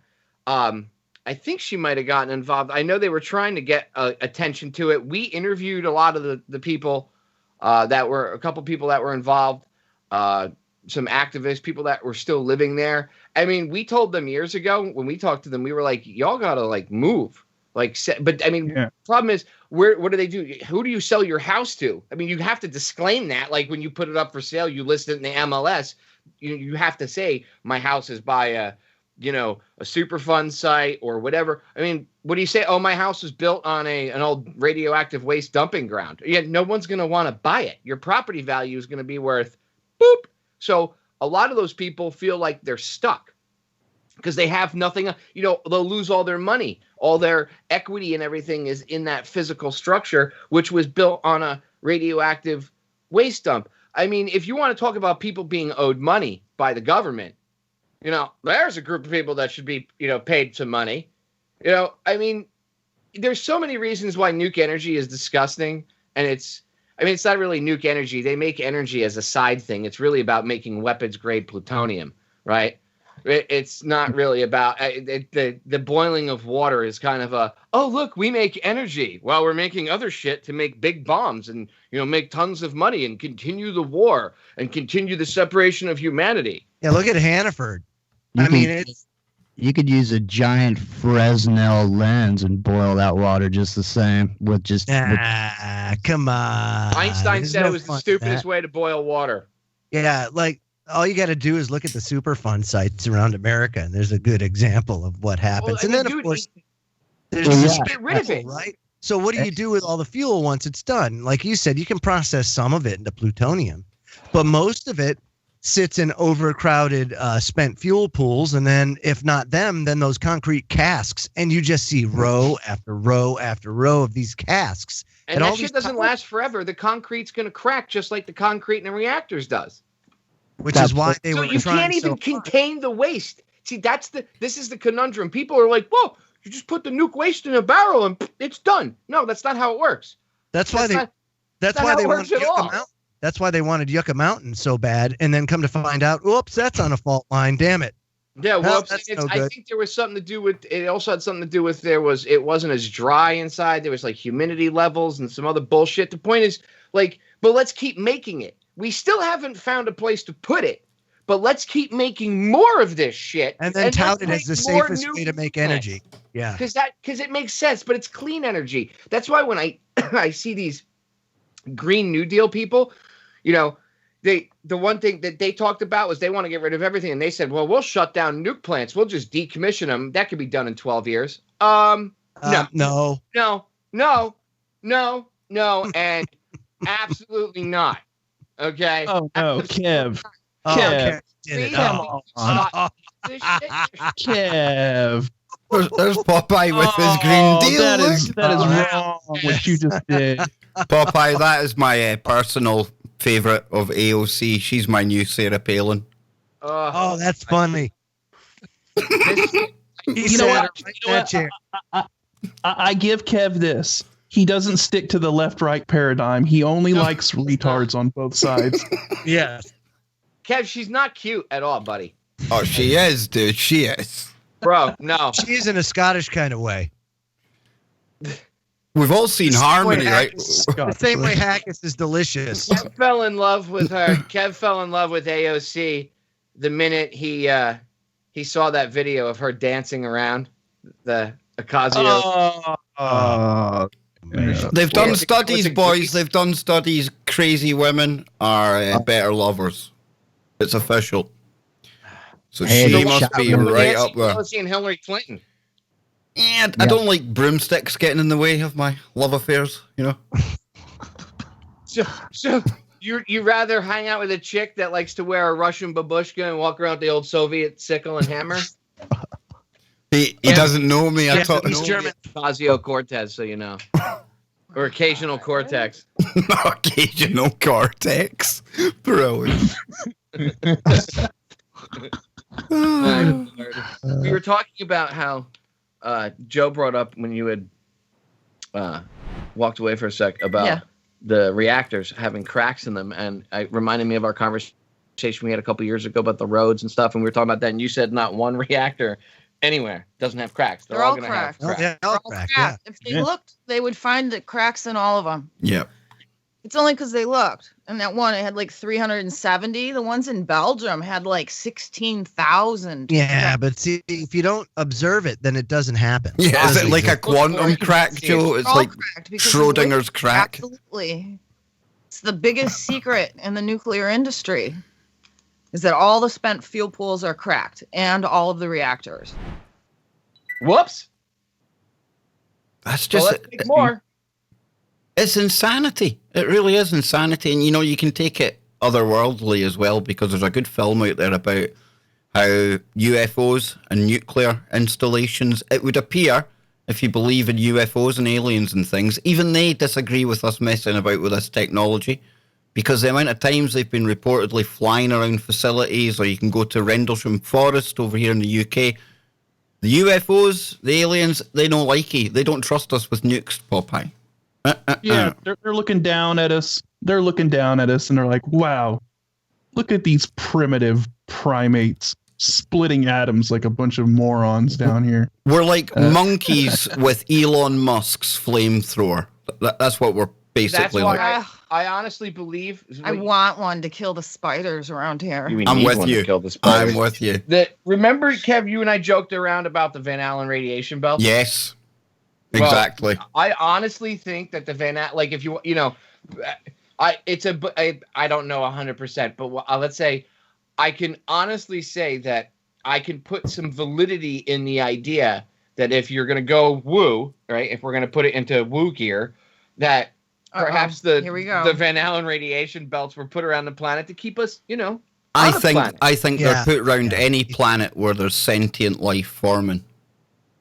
Yeah, because we're still in kindergarten, bro. Yep. We're arguing. We have the power of splitting the atom, and we're arguing over whose piece of sand is more holy and who it belongs to, and all this other retarded shit. Like, there's not enough room on this planet. Oh, you like the same room the other person likes in the house? Well, too fucking bad. That's their room. Here's your room. Do something with it. Like that. I mean, we're like fucking little children, dude. It's ridiculous, and that's why aliens won't come talk to us. People are like, how come they're not here on the regular? Well, you wouldn't hang out with monkeys at the zoo, right? They fling shit at each other. Imagine giving them nuclear weapons. Yeah. That's man. That's too, and it's key because it ties into what you were saying earlier. So we what you just said, we have the power to split the atom, but we're using it to boil water. And kill each other. Right. Yes. Yep. But actually, we're using it to make weapons to kill each other. The boiling of the water, that's a secondary thing. It's like, oh, look, we make energy. Ooh, magic. We use radiation to make energy. Isn't it scientific and cool? Us throwing weapons at one another. That's just the monkeys throwing the shit. Yeah. And just so happens the boiling water is a byproduct of what we're doing to make weapons-grade plutonium, right? Isn't that what you're saying? Yeah, they that's what the whole process is about. And then they're like, look, we boil water. Look, we made electricity. Ooh, look in the left hand. Look what we're doing over here. We're making you power and energy. It's so clean. Don't mind a three-eyed fish and the people growing two arms out of their head behind me. Never mind a girl with three eyes down the block or the cancer clusters or everything else. Don't mind that. No. It's clean energy. Abracadabra. Look, boiling water equals electricity. It's insane. One time I was doing some work on a house about a half block from the beach down here in Santa Cruz. There's a surf spot down here, 41st Avenue. And guys are walking down the beach, getting ready to go surf, like older people. And I was like, I'm sitting here and I'm going, hey, man, I go, do you know anything about what happened in Fukushima? And to the surfer, and he's like, no. And I go, well, man, I don't know. Younger people that are sitting out there in those waves, sitting out there in that water, you could be sitting in a radioactive soup, could affect, your life for the rest of your life, what's going on out there, and you don't even really know about it. But then here's these, what's that cat that used to be on that show that has the ocean thing? It's like Protect the Oceans or something about like that. I forget what it was. Ted Danson. You know what I mean? Where's Ted Danson? Yeah, where's any of them? Where's all these people that are like, oh, I love the earth, and where Ocasio-Cortez, she could have easily been like, hey, nuke plants are bad. They put it in that thing, right? Instead, Jimmy, check Skype chat. They waste their chance. No, you see celebrities sometimes getting. I mean, there's Christy Brinkley and who's the other guy? Alec Baldwin. They're like the nuke spokespeople. Yeah, where the fuck's he? Well, they show up once in a while. With Aaron Brockovich? To like, oh, yeah, that bitch. They fly about on Al Gore's ass. On her. She's a PR whore for the gas and oil industry. Like, don't trust anything that comes out of that woman. Wait a minute. Erin Brockovich? Like as in like admirer of hers. As in like the Erin Brockovich? She's a bad yeah. Until I looked into like her what she actually does, and I started to get a little suspicious when the Bayou Corn thing happened. Yeah. And she swooped in when the people's houses were like starting to fall into the sinkhole, and she was like screaming on TV, these people need to get out of here, and then come and meet these lawyers. They're going to help fix everything for you. And then she flew out of town, and I tried to contact her along with like probably 15 other activists, and she wouldn't talk to anybody. And so I started like looking into her company, and it's basically like a PR organization, PR, propaganda, same thing. And she might have done something good, like when she first started and she lived in a trailer park, and she found chromium in the water supply, and Hollywood made a movie about her and, cast Pretty Woman Julia Roberts, that everybody loved at the time, to play her, and made her this like activist icon that they now, wheel out every time there's some kind of disaster, like Aliso Canyon. When that happened, the methane blowout that happened in LA, they flew her in for that, put her next to, the Kennedy guy. Yeah, RFK Jr. And I looked at her, and she's wearing, a fur vest. She's got like these huge, like fake nails. She's Botoxed from here to here. She's had like plastic surgery, fake boobs, like the whole 9 yards, like $3,000 wardrobe. A LA woman is playing in my head from the Doors as I'm looking at her. I mean, she's like totally into this like celebrity LA lifestyle, and the same thing. She's like, come meet this set of lawyers. They're going to, and it was a completely different set of lawyers. What they do is they hire her to come in, smooth things over with the people, but she's the go-between with the company that had the fuck up, that's poisoning the population, and whatever legal team has hired her to make the settlement with the people. Wow. That's what she does now. Wow. You can't live in Beverly Hills or wherever she lives unless you have a solid income. No, she lives in Sherman Oaks. Oh, well, still, same thing. Yeah, big difference. You can't really live in Sherman Oaks either unless you have a decent income. Yeah. Right. No, she's the asshole. She flip-flopped. Yeah, she flip-flopped. She was... You were an asshole and you flip-flopped into Radchick, and then she was Erin Brockovich and she flipped into an asshole. But no, I used to really admire her till I looked into like her history and her company and what she really does and what she's really about. And she's just a go-between. She's like a PR whore for the oil and gas industry. That's what she does. And people hear her name and they immediately associate her with the movie and Julia Roberts and like the whole like Pretty Woman thing. And they think that like she's on their side when really she's just a go-between for the attorneys and the gas company or the oil company or whoever had the massive spill. And they moved people back into those houses, and they still have a leak going on off and on, and the people are still sick. There was some kind of settlement that I don't think the case might have even been, what do they call that when they seal the case? Yeah, the records have been sealed. Yeah. So I don't know what, I have to look into that because I don't know for sure what the outcome was of that whole situation, but she's a facilitator for whoever had the spill or the problem. Well, somebody in the chat room says, That's what she does. talking of chemtrails now, right? This is quite interesting. Aluminium and barium have the periodic table of elements name Ba and Al. Bal. Coincidence? Not. Probably not. Well, let me probably play devil's advocate here then. What about people who might say, well, you know, maybe they're trying to clean things up by spraying things in the air, or it's not as dangerous as people are making out, we're just overreacting. What would you say to that kind of thing? Well, that no answer from Popeye. Popeye's disgusted at the devil's advocate.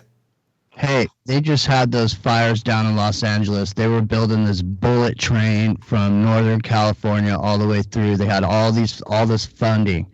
And then just recently, you saw all these fires happening, and it just coincidentally, it was along the same path as this bullet train was going to go through. And then right along that path was a Rocketdyne site that got burned up. But that Rocketdyne site used to be a nuclear power generation facility without the outer skin built onto it. And there was actually a bunch of materials there that actually got dispersed into the atmosphere. And I know we talked about that on your show a little bit. Yeah, a lot. Jimmy, you're still blowing out, my man. Like maybe even worse now. Maybe. Yeah. Yeah, a little bit. There were 3 nuclear meltdowns at that site in the 60s. Yeah. 3 of them. They contaminated the entire LA basin all the way up to Ventura. Yeah, that's the one. Didn't they have a nuclear meltdown? Yeah. Over at Rocketdyne? 3 of them. They had 3 of them, 3 separate times. The third one was only made public by a whistleblower, and Christopher Busby was hired by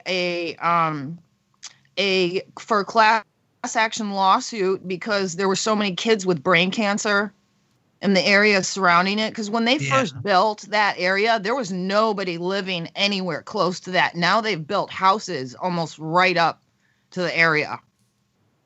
Damn. Even though it's completely contaminated. And he was hired to go in and take like core samples, and he found fresh fission products. So they were actually running a nuclear reactor illegally after they had 3 meltdowns there that the NRC didn't even know about at Rocketdyne. Wow. The place is a complete shit show, and people live right next to it, and it's already contaminated. Plus, there's natural uranium that occurs in the rock in LA. I mean, nobody should be drinking tap water there for sure. Well, really anywhere, but in LA for sure. And the funny thing is, they called it the Woolsey fire, but really it started on the Rocketdyne facility. Mm-hmm. The Woolsey area is 2 miles away. That's not even where the fire started. And Kim Kardashian tweeted about it. And so it actually got like some press for 10 seconds. Because she put out a tweet about it, but her father died of a really aggressive esophageal cancer. In fact, he was diagnosed with the cancer, and 5 weeks later he was dead. It's probably from living so close to that area. Well, isn't Calabasas, that's where they live, isn't that all? That's all contaminated too. Yeah, Busby took samples. It was heavily contaminated, plus they were running an illegal reactor there. Like in the 80s. What's this? Something from the chat says, Lanessa Rosal has videos if you want them, showing miles of dying shrimp in San Diego. See, this is crazy stuff. You start hearing about more and more of these kind of die-offs, the fish, stuff like that. Well, think about it. So all right. So what if the radiation, you know how oil looks like if you put it in water, you get like bubbles? Yeah. Oh, you'll get like globs of it. Well, what's to say that the radioactive water, because you're changing the molecular structure of the water, right? So, there's going to be a density difference. Perhaps there would be pockets of it, right?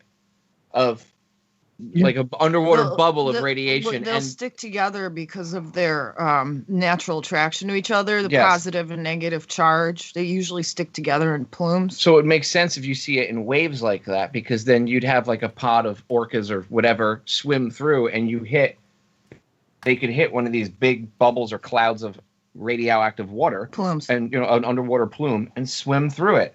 And that, I mean, that's just like us walking through a plume in the air.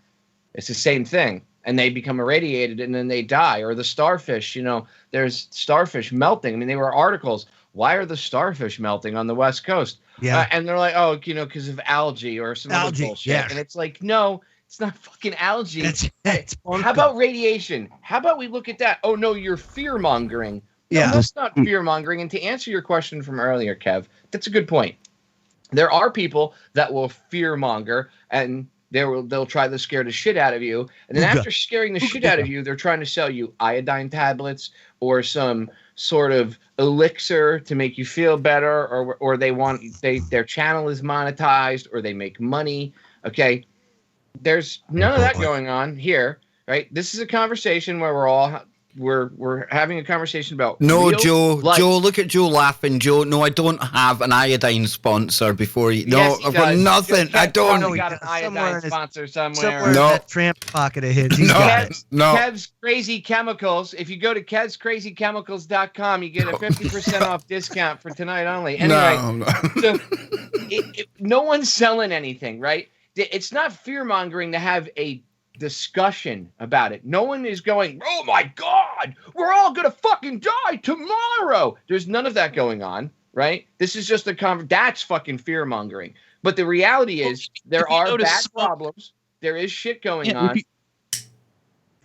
if you Right? notice smoke coming from your neighbor's house, it's not fear mongering to go and warn them that Yeah, hey, hey, dude, your maybe house is on might be on fire. Cool, Yeah. cool. Big shout out to How Terry. A fire- big shout out to Terry, a new Patreon. Terry, thank you. Awesome stuff. If you want to join the Patreon, it's in the links. But Radchick, tell people where they can find your Patreon as well, just in case anyone out there wants to support you. Because I've seen people in the chat tonight, and I have to agree. They say that you've been absolutely rocking it, and you've done absolutely awesome so far. So plug your Patreon, plug your blog. I'll bring up your Twitter onto the screen. Let people know where they can support you. Oh, thank you. It's Christina Consolo on Patreon. I think you can just find it just by searching my name. And I have a PayPal too. I think you just find it Christina Consolo or Radchick. Either one, if you just search my name, it should pop up. Awesome. I'll include a link in the description to the video later on as well if people Thank do you. want to I support. appreciate that. You know, you don't get a lot of people Patreon talk. thing I started because I had a lot of really bad experiences with anti-nuke people in the industry and the whole like activism thing, and I wanted to do some special reporting that was kind of like off the grid style stuff, because I mean I had some really weird experiences. And I'll just leave it at that. I was wondering if we were going to get the weird experience there. It was a pregnant pause. I was wondering if it was coming. Like, what? Cliffhanger. Well, hey, I can tell you for sure that as far as the starfish and the sea anemones and everything, that's, usually, when the tide goes out, there's tide pools, and, you can go down there and hang out at the beach and stuff. And, lots of people do. And I do, and I remember what it used to be like, and I know what it's like now. And there's not as many starfish. They did try to propagate that whole rumor that, it was something, but there was some microbe. But I mean, these parts of the food chain and this parts of the natural system that we have, little parts of them go missing. And at first it really doesn't make much difference. But then, as we go along, it turns into this snowballing effect, like if for example, say there's not as much plankton as there used to be, then certain species can't feed on the plankton. And, that's such a small part of the overall system that we have here on Earth. And, it really makes a big difference. I mean, this issue is a serious issue. No, it definitely is, Jimmy. And somebody's dropped Radchick's Patreon in the chat room over on YouTube. If you're watching there, obviously you can click that. But we're going to take some questions from the chat as well. And Joe, did I see you falling asleep there in the middle of the stream? No, not at all. This is Joe's this is bedtime. riveting stuff. No, Yeah. you fell asleep, man. That's absolutely shocking, dude. Terrible, Past man. its bedtime, Kev. I'm telling you, man. You see, working with this clown Popeye, it's hard work. It really is. No, I was taking a look since we were before we take some questions. I was just taking a look at some tech stuff, right? Okay. Overweight, and they've got a new battery that's coming out that's supposed to revolutionize things, replace the lithium-ion battery. Guess what it's made of? Glass. What? Yeah, and it's supposed to be 3 times as efficient and charges in minutes instead of hours. It's made by the guy that invented the lithium-ion battery. 94 years old, right? He just developed this this battery. Listen to this. The new battery uses a sodium or lithium-coated glass electrolyte that has a triple the storage capacity of a lithium-ion battery and charges in minutes instead of hours and operates in both frigid and hot weather. So it's pretty cool. I mean, I'm cool. just kind of taking it's one of those things, since we're talking about power, a lot of renewable energy relies upon batteries in order to to make it happen. And there's I don't know how we've not got a better way of harnessing solar energy, dude. I know Elon Musk, he's got the cool way of like putting the tiles on houses and things, but it's not very efficient still. And by this day and age, I thought we would have been running everything off that, dude. It's a no-brainer. But why? It's not that efficient. That whole solar thing, I looked into it. I actually had a representative of Tesla come to my house, and I sat down with them. And I had a separate solar company come, and I talked to them about their whole solar panel thing. And their technology is on point. And I would say that it's legit. And their panels are better than the other solar panels that I'd seen made by other companies. So the quality is there. But there hasn't been much R&D into that. It's made fun of. It's put down. You do get a place like that Solyndra, right? That was a big fucking scam, right? That was a waste of money that Obama gave money to those people, right? If there ever was money put towards it, it was done in a way that it was a scam, or it was to make someone money that was totally friends with somebody else or political connection. It was never true R&D. There was really never any, because it's got to be nuke, or it's got to be coal power, or it's got to be oil. You can't have anything else.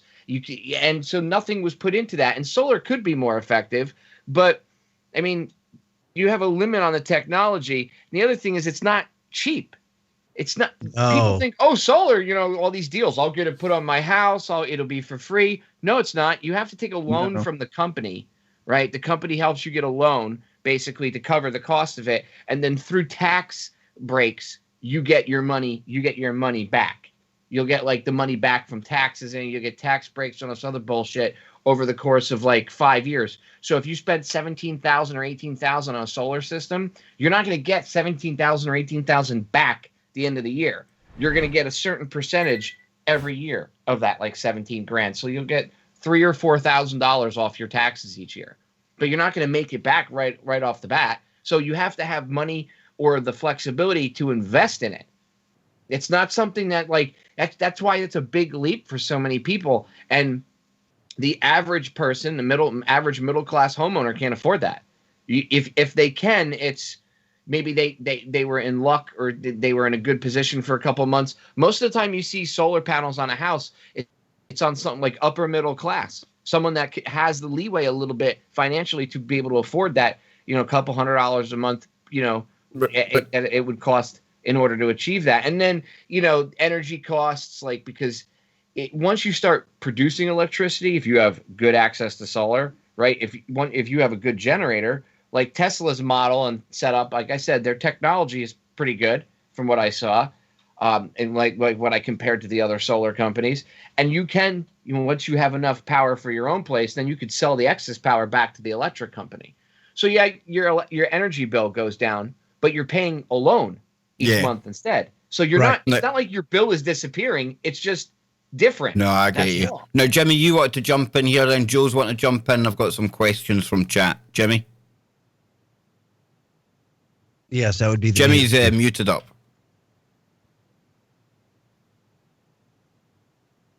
Oh, sorry. Yeah. There's. I mean, the We'll way slap it goes, you later. What's that? We'll slap you later. Fuck. Yeah. So anyway, look, there's a lot of ways to sidestep the program, but the main thing is they got, most of the time everyone's looking at this one solution for all their issues, and so like first of all, if you're looking for a solar solution for yourself, you have to take into consideration that you don't want to figure it based on the appliances and all the stuff that you use now.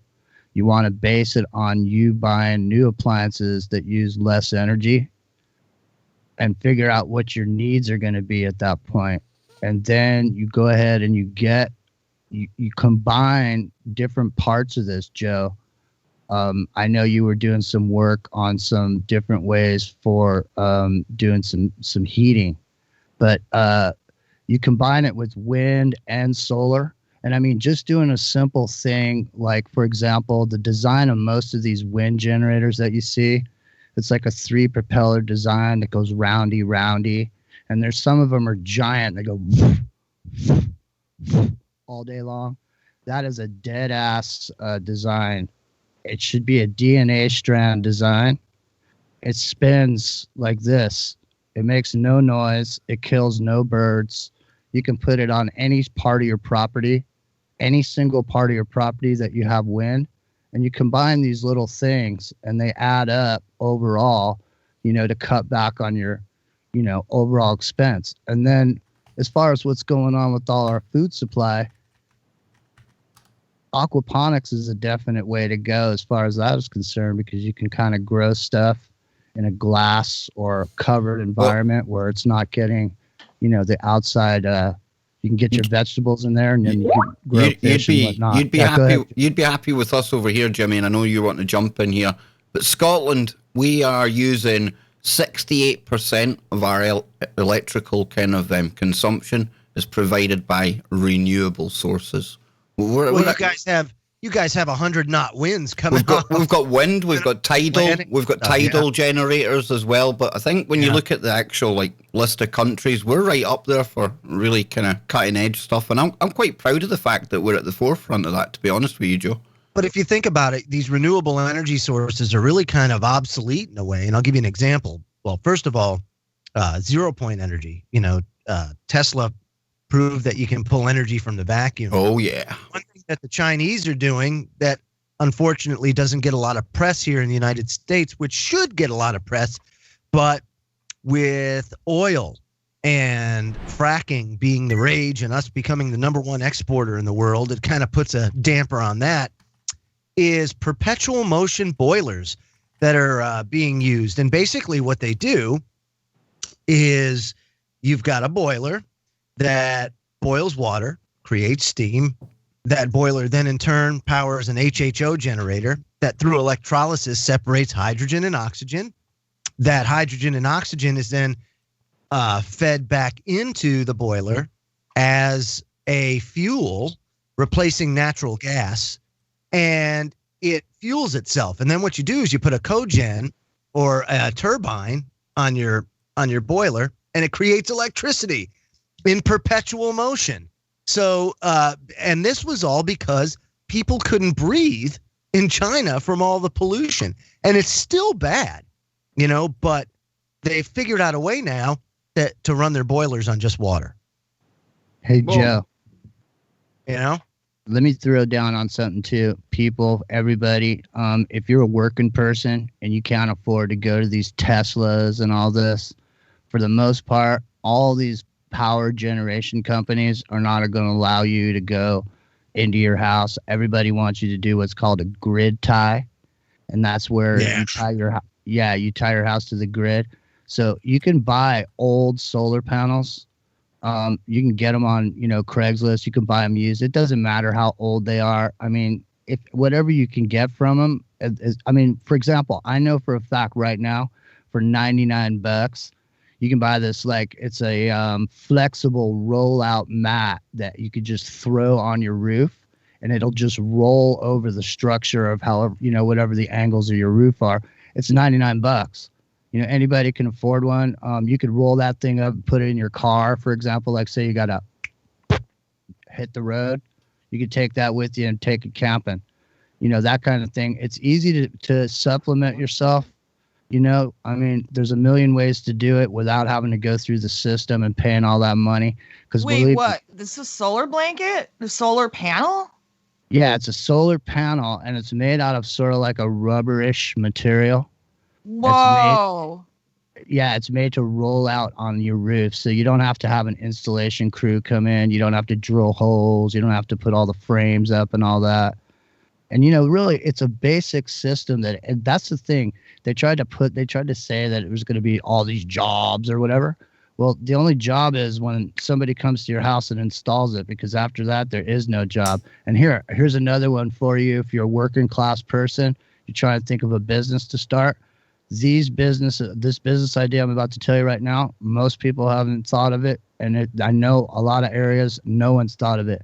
Start a business where you clean solar panels on government facilities in your areas, whether they city, county, schools, any of that. Nobody cleans these panels, and they're not getting. Jimmy, get your phone. Yes, Jimmy. Jimmy, get your phone. Yes, because I've got a funny question from the chat. I'm sorry, I own a solar company. Yeah, it's Elon Musk. That's what it is. It's Musk. He's the NSA. They're calling Jimmy to tell him right now, Jimmy, shut your mouth. Jimmy, we know what you're talking about. Stop it. But Popeye, somebody in the chat was asking, well, no, I need to get this right. Is Christopher Everard still on Kev's and Popeye's Christmas card list? Yeah, didn't he get our Christmas card? Yeah, absolutely. Everard still comes on my show from time to time. Scotty's his co-host. There's no beef there, man. I haven't. I went on his show, I don't know, like 6-8 months ago. Yeah, you even went on there during your sabbatical, dude. You came out of hibernation for Everard. Yes, I did. I came out of hibernation from my bear rest in my cave after a few years just to go on Everard's show. I was going to ask Rad about San Onofre. I probably butchered that, but I see she's already answering people in the chat room, so the chat room's going really well with questions. So, Joe, if you've got any other stupid stuff that we can discuss while Rad takes care of the chat room, you've always got something for us. So I got this thing. See, look, he's always got it. See, I've got this thing. Stupid stuff. Let's just right into it. Tech Explorer has a piece about testers that are looking into the security of car alarms. Now, I personally don't see much value added in car alarms because when you hear a car alarm go off, and let's just say that you're going to one of these malls that don't exist anymore, what ends up happening is you hear the alarm and you ignore it and you just go on your merry way. It doesn't matter if anybody's breaking into your car. No one pays attention to them anymore, And, well, as if that's bad, and it is bad. Now, these new security systems, people are finding a bunch of security holes in them, especially with the third-party alarms. And it says, yes, they were talking about those alarms that offer to keep cars from being hijacked. They have an option for a person to start up the car from a smartphone app. Says, are you thinking what we're thinking? Smartphone app? With an insecure alarm app? The researchers were able to, 1, activate car alarms, 2, unlock car doors, and 3, start the engine. The security researchers exploited the brands that could leave the door open, a suitable quip, to wrest control. They saw a number of weaknesses in 2 alarm products tested. These included the findings that the car could be geolocated in real time, and the car type could be identified, could start the engine remotely, and in some cases, the engine could be killed. Now, the research was carried out for the BBC's Click technology program by UK-based pen test partners in the business of uncovering software flaws via penetration testing and security clearances, or security systems and services. They shelled out $5,000 to buy and fit the smartest alarms for cars. So they went and they found that, there's really not many car alarms out there. that are that secure. As a matter of fact, the majority of them are not secure to the point where they can just unlock your car with an app and go on your merry way. So not so good. Not so good, man. Not so good. No, but you know, like you always have something queued up. I have something queued up as well. And again, devil's advocate here. And I'm going to go to Popeye. I'm going to rankle his beard. Look, what would you say to people then, Popeye, who think that the whole radiation scare is just that? It's a whole heap of crap. It's just to scare us. I mean, we know that authority always lies to us, right?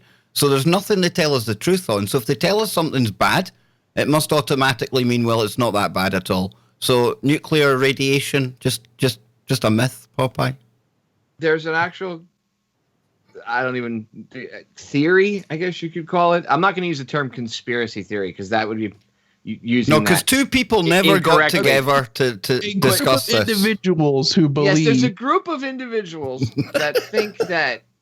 There's a group of people that think that the alarm over the nuke industry and, pointing out, nuclear energy is dangerous and radiation is dangerous and the effects radiation has on your body.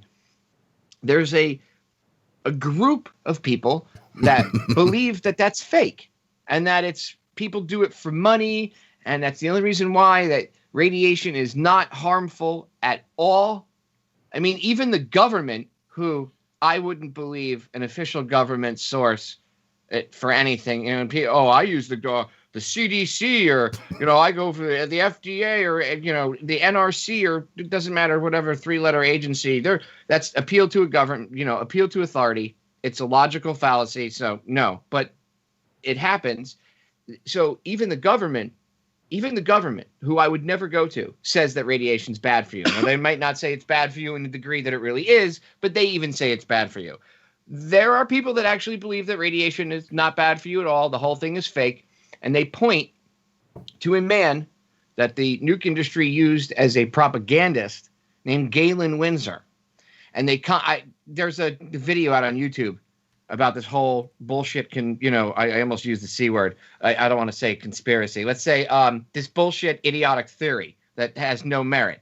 I guess the only place that it's got any buoyancy is in the ocean on the flat earth because everything's level, right? So you don't have to worry about sinking. He's talking about Galen Windsor. Yes. And I have probably had more emails about Galen Windsor than any other topic or person or subject the whole time that I've been doing this. Is they'll drop me this video and they'll be like, what do you think about this guy? And I mean, they're like nuke activists that know better, but he's like rather convincing in his presentation.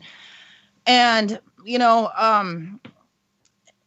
I watched his video like before I had brain surgery and I watched it after I had brain surgery. And the type of problem that I have, you have this like thing afterward where you almost are like a human lie detector. People with this Chiari condition, we make great jury consultants because you can like automatically tell if somebody's lying. And this guy is, well, let's say I'm Galen Windsor, okay?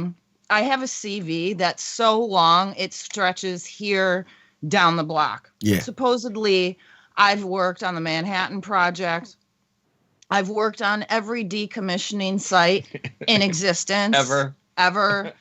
I've built like the most impressive plutonium processing facilities ever. I barehanded plutonium down every hallway, at every nuke plant, and I never hurt myself. He ate it. Ate plutonium. I did 77 speaking engagements in 2 years that was apparently paid for by the government, but yet he talks shit about the government the entire time because he's like, they think it's so dangerous, and it's just not, because whenever we worked in the nuke industry, like we never wore gloves or anything. Like we just barehanded the plutonium and we were fine. And at night, like before I'd go home, I'd look at the spent fuel pool and it looked so beautiful. And like the blue light was coming up from underneath and I'd go for a swim. And it's like, no. how can you freaking believe this guy? Like seriously, like go back and watch just like the first half of this now, like thinking. And I don't know if they had like, you know, this guy like, you know, beat up a hooker and they knew about it, or they had like a rub and tug video of him somewhere, like they had something on him, or he was just like a pain in the ass to work with. And they said, let's put him on a speaking tour and have him put together this like fairy tale, you know, like presentation. And he's basically reading from a script the entire time. Like it's so rehearsed and dry. Like, and if you go back and you read it, you listen to it, like with that in mind, you'll see like it's just complete BS. And it's PR, propaganda. They're the same thing. And that's what he's promoting. He's like trying to see how stupid people are, that they would actually believe that, you know, plutonium is completely harmless. And then he gives this like, you know, BS explanation for the reason why it melted people's eyeballs out of their sockets when we dropped the bomb on Hiroshima, you know, because, you know, that was something else, you know, and I mean, it's just complete garbage. But I mean, he fooled a lot of people. He really did. Well, I'd never heard of this dude. I'd never heard of this guy before today at all. I'd never even heard of him. And Joe, and now I just introduced a whole bunch of people to this video. No, it's better. It's better that they see it so they can laugh at it because it's stupid. I mean, the guy's full of shit. By the way, it's he like died. A CIA experiment or something. He died of multiple forms of cancer. Just the irony. I guess eating the radioactive material, you could say it wasn't deadly, but you know, cancer might say otherwise. Yeah, I'm sure it had nothing to do with it. At all. Looking back in hindsight, not such a good idea. So, Joe, you sent me a story here. What have you sent me, man? That's right. So this New Yorker piece deals with something that kind of runs counter to what you guys just described. And it's an old story from the Manhattan Project and a physicist named Louis Slotin.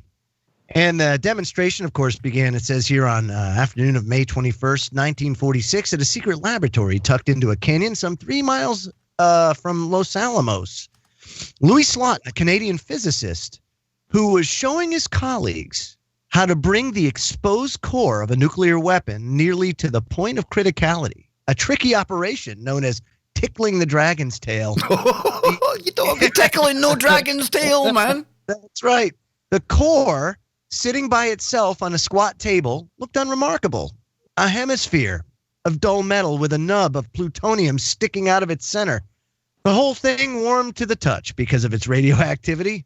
It had been quickly molded into shape after the bombing of Nagasaki to be used in another attack on Japan, then reallocated when it turned out not to be needed for the war effort. At the time, Slotin was perhaps the world's foremost expert on handling dangerous quantities of plutonium. He had helped assemble the first atomic weapon barely a year earlier, and a contemporary photograph shows him standing beside its innards with his shirt unbuttoned and sunglasses on, cool and collected. Back then, the bomb was handmade, an artisan product, if you will. Now, Slotin's procedure was simple. He would lower a half shell of beryllium, called the tamper, over the core, stopping just before it was snugly seated. The tamper would reflect back the neutrons that were shooting off the plutonium, starting a weak and short-lived nuclear chain reaction on which the physicist could then gather data. So Slotin held the tamper in his left hand, and in the right hand he held a long screwdriver, which he planned to wedge between the two components, keeping them apart. And as he began the slow and painstaking process of lowering the tamper, one of his colleagues, Raymer Schreiber, turned away to focus on other work, expecting that the experiment would be uninteresting until several more moments had passed. But suddenly, he heard a sound behind him. Slotin's screwdriver had slipped, and the tamper had dropped fully over the core. And when Schreiber turned around, he saw a flash of blue light and felt a wave of heat on his face. The dragon farted, man. The dragon shat itself. A week later, he reported on the mishap.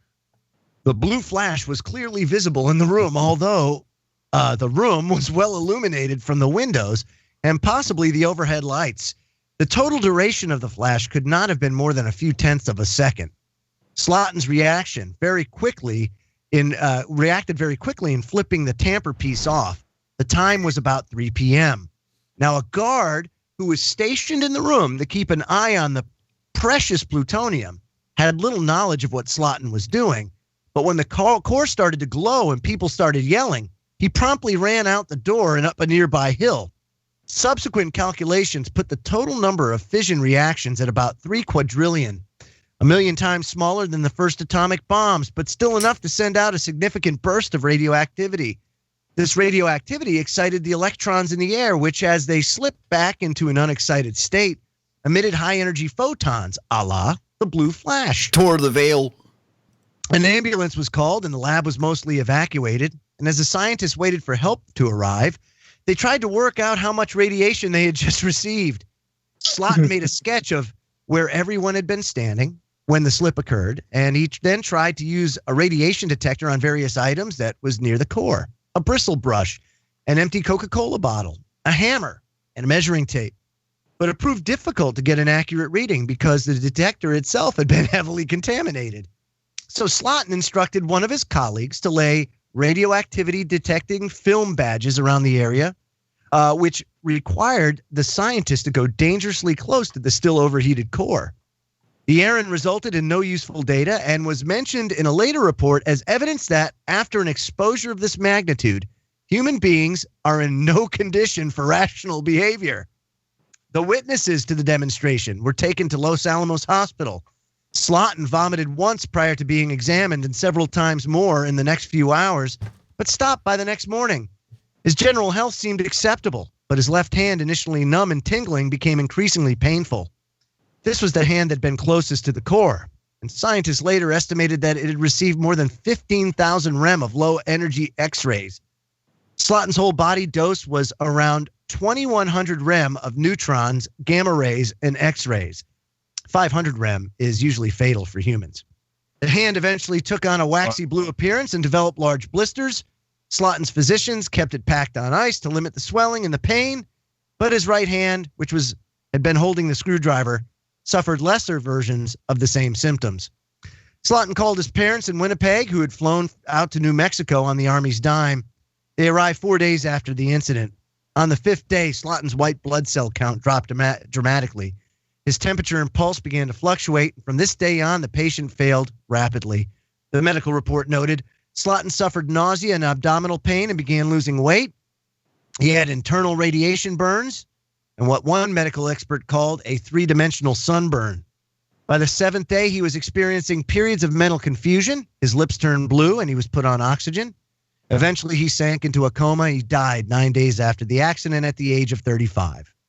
The cause was recorded acute radiation syndrome, also known as radiation sickness. And that was it for Mr. Slotin. So that's how they did it, is they kept this beryllium sphere propped up by screwdrivers over the plutonium core to wow. Yeah, that's how they did it in 1946. Three-dimensional sunburn. That's a term I've never heard before, but yeah, that basically went into complete organ failure. You're dead. There's no coming back from that. Whoops. Tickling the dragon. Tickling the dragon. And not the type, not the type of tickling the dragon that Kev would like to do. Man. Hey, so I wanted to point out that, you know, in the trying to eradicate Iran's nuclear energy program, they put some memory sticks in the bathrooms over there, some brand new ones, and on those memory sticks was something called Stuxnet. And the reason Stuxnet went, I mean, we heard about it and then we didn't hear about it anymore. But the reason it's important is because it was a virus that was put out, but it affected the control mechanisms of GE equipment.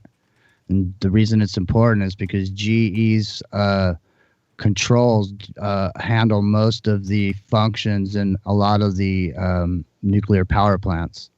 And so I think Stuxnet was even present when just a little bit before this accident happened, but I'm not 100% on that. But that means that somebody, and whoever has still has control of those Stuxnet worms.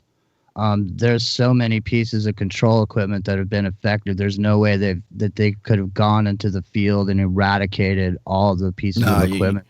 You're right there, dude. Siemens the water switches made by Siemens is actually what the Stuxnet would take out, and that was almost like first generation Stuxnet. There's so many generations further than that now, and that was like a joint venture between Mossad and it was Israel and the United States. Israel and the United States. I mean, they basically came up with that software together. In Israel, they were on the Fukushima site. I mean, that's a real thing. Like, it is true that they were on the Fukushima site in the months before the accident, and they were in the control room doing work to the control room switchboards and could have put Stuxnet. Not only that, system. Tina. Not only that, but I mean, let's look at the earthquake itself. That's not. That is a real thing. Like, whether or not they did that, I mean, is academic at this point. And another thing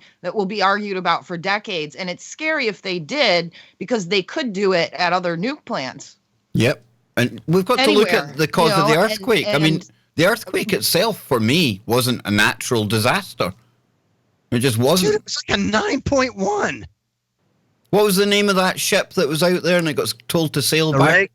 Yeah. The USS Ronald Reagan? Yeah. Yeah, it got so radiated that they decided, you know what? We're not going to bring that back to the United States anymore.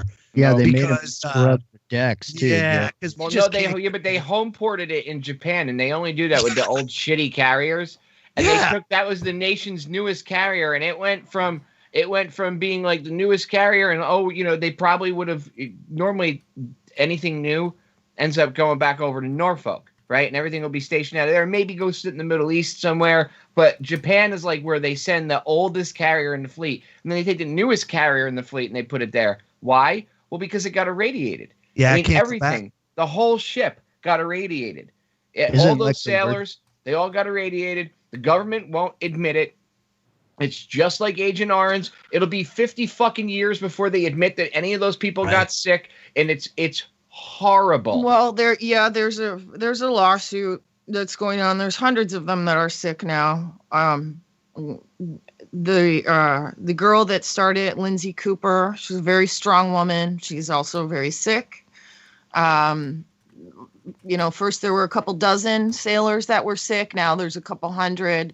Some of them are suffering. And I interviewed a few of them for my radio show back a few years ago, and they were like, walking around still. And they were worried because their kids were sick and they were on the base in Japan. The guy that I interviewed is now like in a wheelchair and like can't move. He's got all kinds of neurodegenerative disease. I mean, a few of them have died. They've gone on to have babies. The babies have mutations. So, I mean, there's a lot of people that have been added to this lawsuit, and they're arguing about whether they were going to have it in the U.S. or in Japan. And I don't even know what the status is of it right now, like where they're going to end up having the lawsuit against TEPCO, because TEPCO knew and didn't warn, that the radionuclides were headed their way. But the U.S. government knew that they got nuked and basically used the 7th Fleet like a big moving Geiger counter to go up and down the coast and take readings for weeks. And then no one would let the ships into port because they were so radioactive, and these people were shitting themselves in the hallways of the boat, and they couldn't go anywhere and disembark and get medical treatment. I mean, it's terrible what happened to them. It's criminal what happened to them. It really is. It really is. No, it really is. But let me think. Let me just throw this in then, Jimmy, right? Because I was going to throw this in. We talk a lot about transhumanism on the show. Mm-hmm. Talk a lot about depopulation, Georgia Guidestones, that kind of thing. And with all the radiation that we're obviously all breathing in and being subjected to now, that's going to do our DNA no world of good at all, right? So, Joe, you talk about fedoras? So, Joe, think about the fact we often talk about breathing in nanotechnology, Yeah. gene drives, things like Sure. that. We've damaged our DNA to the point where literally it needs repairing. Could this be a part of why we're breathing in some of the stuff we are? Are they going to actually try to mitigate some of the mutations with CRISPR, gene drives? Do you see where I'm going though? Because we often say it's terraforming, right? They're changing the planet for a new species, and with all this radiation about, us in our current form, no good, no go, man. I can definitely see it from the standpoint of like astronauts. Got to go to Mars. We know that humans can't handle the radiation to go there. So let's just make human 2.0 that can handle the radiation to go there. Of course you can never go back, but it's all good. I don't give these asshats that have any sort of power. I don't give them enough credit to collaborate to that extent. I just don't. I think it kind of happens in a different way, but not in any way that like, for example, like Peter Thiel, big into the anti-aging, big into many things actually. When it comes to, what would they call that, drinking the blood of ambrosia? Yeah, or adrenochrome. I think adrenochrome, it is, right? yeah. But adrenochrome, that's not anything new. That even goes back. Even Ike talked about that. If you read The Biggest Secret, he talks about that's one of the reasons they would do, like, when they do human sacrifices, they get the person to like this peak level of fear and adrenaline creation in their own system, and then they kill them because it's and it's for a multitude of reasons. Whether it's they want to not age, whether it's some occult ritual, whatever. They talked about it in the Franklin cover-up too. Yeah. And they do it, yes. And I mean, maybe that's to try to stay younger. The whole push for transhumanism, like we were talking about last week, it's about power.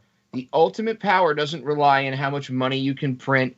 The ultimate power doesn't rely on how many governments you could buy or what you can do or what world events you could kick off, because they do all of that already. Yeah. They've been doing that for decades, hundreds of years even.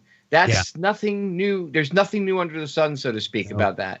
Their ultimate power relies in defeating death itself, okay? And the only way to do that is to leave these physical avatar bodies that we inhabit, right? Or inhabit, rather. And you'd have to leave this form and go into a digital form or a mechanical form or a robotic form, something that they could carry on that's not indestructible, but perhaps easier to maintain than our flesh bodies. Like a robotic body, something plastic, something metal, you can repair that much easier than you can, flesh or muscle or tendons or bone. They want to beat death. Okay.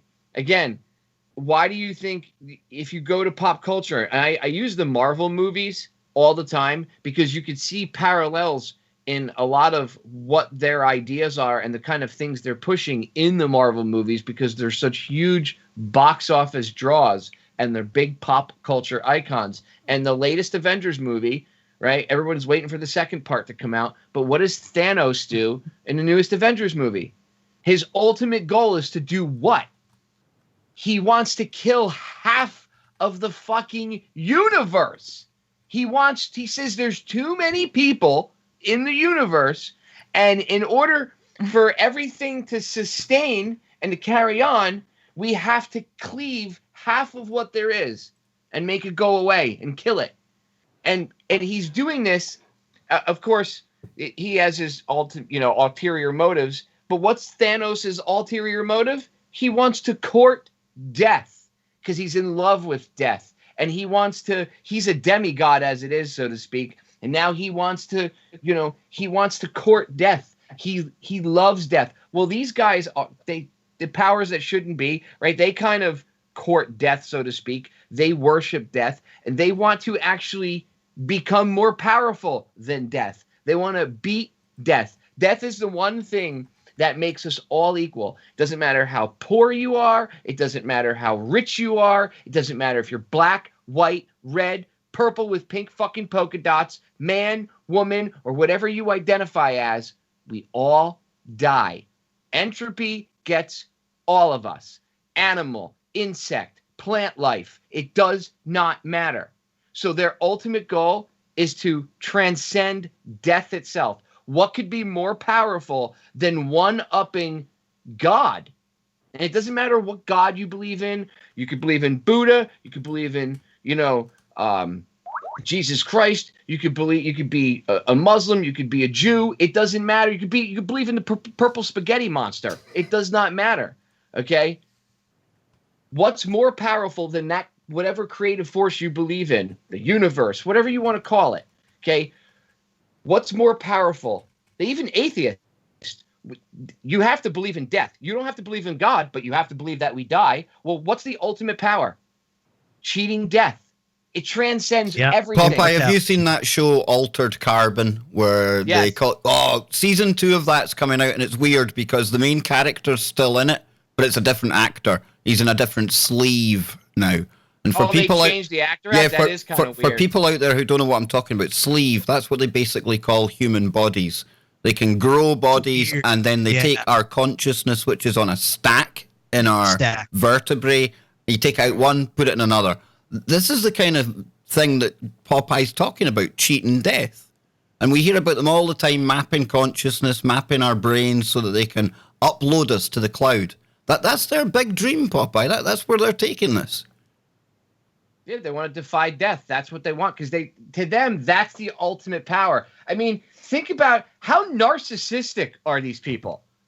I mean, seriously, they don't focus on, well, we have all this access to knowledge, all this money, all this power. Hey, instead of being greedy fucktards, why don't we better humanity? Why don't we level up, and maybe we can go out and search the stars and the universe, and I don't know, maybe the rest of the planet first, because we haven't even really explored. I was going to say, we can't even get shit right here at home. Why do we want to go out there yet? Well, that's what I'm saying. We could do all of this, but instead, we focus on being angry at one another and fighting one another all the time, and it goes from countries down to, I hate you because you're a certain color, or you wear a certain type of clothing, or have a political beard and I can't. Right. Joe gets angry because about my beard, so he wants to lob a cruise missile. That's right. Well, that's what it's all about, man. It's all in the beard. Come on, Scotty. What have you got for us, man? Well, we're talking about transhumanism and these CRISPR, DNA kits and all of that stuff. And you brought up, are they trying to maybe make it to where we can survive in this environment that's being created around us, this irradiated, toxic sort of environment? And I say, no, I don't think they're going to give that to us. That's only for them. They're not going to let the peons have any of that technology. Remember that story a couple years ago? I don't know, probably was more than a couple years ago, probably more like 5 or 6 years ago. Remember they said the heads of the German government were getting the quote, the clean vaccine, while as opposed to what the rest of the public gets, which is what the dirty one. Yeah, the dirty vaccine. So no, I don't think that they're going to grace us with any sort of technology that's going to extend our lives. I agree. They just, if anything, it's going down. And you brought up Ambrosia, right? That company Ambrosia, and it's very interesting that they named themselves Ambrosia, because if you look at the actual meaning of ambrosia, it is from it's a term from the ancient Greek myths. Isn't that the dessert with the marshmallows and the fruit? No, well that's it too. But ambrosia is also known in Greek mythology, and it's referred to as the food and drink of the gods. Yep. And anybody that consumes ambrosia, it says it's often depicted as conferring longevity or immortality upon whoever consumes it. And a lot of people speculate that ambrosia in Greek mythology actually refers to the blood of infants. Hey, Ian Baker says, just not to derail you or anything, that beards make you more sensitive. Is it true? Is it like Samson? Is there like power in the beard? Is there power? Actually, what does? beards, longer hair. Vietnam veterans will tell you. A lot of the older Vietnam vets will tell you when you see the guys with long hair, they'll tell you when they discovered this little ditty, they stopped shaving. So, a lot of in World War II, they had the Native American code talkers, right? Yeah, man, that's cool. Yeah, Okay. yeah. So they had the Navajo. It was the Navajo code talkers, and they used the Navajo to for people that don't know, they had them in the Marines and they had them in the Army. I know they were in the Marines. I think they were in the Army too. But I know the Navajo code talkers basically they used them so that how the Japanese and the Germans they had their Enigma machines and their coded messages. Absolutely. Well, absolutely. we had the same thing except they used the Navajo language. And it could not be broken. It could not be broken. Period. And one of the things that they noticed was that Native American soldiers, they had excellent, obviously, tracking abilities. They were very good scouts. Yeah. But as soon as they put them into the military system and they shaved their hair, all their long hair off, a lot of these extrasensory perceptive abilities that the Native Americans seem to have went away. And they said, well, you made us shave our hair, and our hair, in our culture is not only sacred, but it's sacred to us because it acts like an antenna, an extension of us, and it allows us to tune in to the world around us. Cool. And I would say the same thing goes for longer beards. And why do you think you see like in stories like wizards or wise men, or the old man on the mountain, which is a whole nother Illuminati thing. But when you see the guy with the long beard, he's usually very enlightened or very connected. That's not where I grow my beard out. I started growing my beard out years ago because I like my beard and I just like it. So it had nothing You to done do it with before it was cool. Because now this is a true story. This is a true story, guys. Yeah. It's a true story. But Popeye had the FBI come to his door before, and it was all because of the beard. They thought he was a terrorist. Yeah. They were like, oh, look, in beard, he looks like a Amish Muslim terrorist. And then he went on joke and Tattoos. talked about it, and he was like, I remember it like it was yesterday.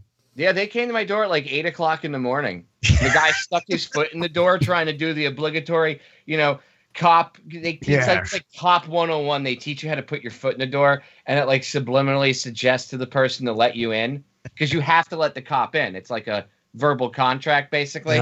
Yeah. And he did the whole foot in the door thing, and I kicked that shit right back out. I was like, no, we can do this outside. Boop. Wrong. I know. I might be half awake, but I know what you're doing. Boop. It might be just before prayer time, but I know what I'm up to. That's right? Fuck out of here. I'm not going to let you come into my apartment. The next thing I know, you're going to come like raid me for some bullshit reason. And there's a direct correlation to the price of razors and beards making an appearance again through the culture here in America. So now there's no way to differentiate between, the enemy, which enemy is the enemy now. But I was going to say earlier, hey, Popeye's jihad is much stronger than yours, Joe. That's why you can't grow a beard. Popeye's true. Popeye's got a, you know what I mean? Making my weekends enjoyable, guys. Thanks, and bringing Popeye out from his underground. Hey, thank you from. Hey, nice. That's from just a guy. Thank you, just a guy. And just a guy. I was seeing what you were talking about, depopulation and stuff. I totally agree with you, man. Yes. You see, Popeye, you're feeling the love from the KBS audience here, man. That's very That's good. Yeah. hysterical. $5 super chat, and Popeye got the shout out. I feel like donating myself $5 just to say me love you long time in that voice. Kevin, donate $5. Me love you long time. That's awesome. What is that? That is the $5 super chat. It's the super chat. If people donate in super chat, they get it read out by the sexy robot Sophia. By the sexy AI, yeah. Is that Sophia, the AI robot? Yeah, funnily enough, I don't fancy her, Popeye. She's one of the few faux females I don't fancy. So wait, you fancy? Wait, let me get this right. You'd hook up with Sarah Palin. You'd hook up with Nancy Pelosi. Oh, okay? You'd hook up with Hillary Clinton, but you won't hook up with Sophia the AI. So, can you explain your standards really quick? I'm not quite sure. Oh my God. Is there any way you can explain it? No. Kev likes sheep. So, My, enough said. it's my- Scottish. Male toxicity shining through. She's got lovely eyes. And she's so intelligent. Wait, who?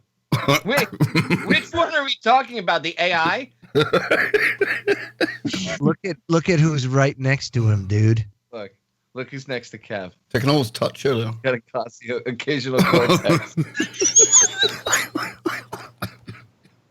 Dude, I'm gonna start saying that from now on. Occasional Oh, cortex If is somebody brilliant. needs to screenshot that right there, right now. I can almost like touch her. Screenshot. It's already screenshotted. Got it. Getting pretty late over in Scotland, isn't it? Yeah, definitely. Picture of it. If I look at Anne in the wrong kind of squint eye, there's a bit of AOC going on there. Is there? Oh, come what? on! Don't be throwing Ann under the bus like that, dude. Come on. Them's are Wow. fighting words, I think. Yeah, dude, that's an Jeez. insult. You see, I'm the only dude on the panel that's got the balls to admit She'll that be wearing their AOC's Levi's to bed tonight there, Mr. Baker. Oh, come on. Have you never seen her dancing? Come on, she busts a move, dude. You know, Kev, you talk all that stuff, but as soon as the stream ends, we know That's right. It's a different Ann's gonna- story. Ann's gonna- We know Ann's that. gonna take charge of the situation and get you straightened out. with her ladle of death. Yes, the Scottish ladle of death. AOC is AI. Someone put in If chat. she's an AI, it's an AI that needs to be rebooted. Oh, come Slick on. it. She's man. She's like a Commodore 64 in a world of Kev wants to be Oh, the boy. Palin. Are you saying she's a bit Angel. slow? Am I getting abused, Popeye? Did I hear me getting abused there? Oh my Yeah, god. that's awesome. The chat room is Read your abusing you. chat. Yeah, they're abusing Dude, you read very your well. Chat. See, boys, I told you she was the trigger that we needed. I'm telling you guys. I'm telling you. Is that right? Triggered. AOC, man. Wow. She's being rolled out in heavy rotation, man. She's going someplace, man. They have a place for her someplace. Where are already. they put? Yeah. Because they don't need politics. Here's the deal. It's What all is it? kabuki theater live action puppet show.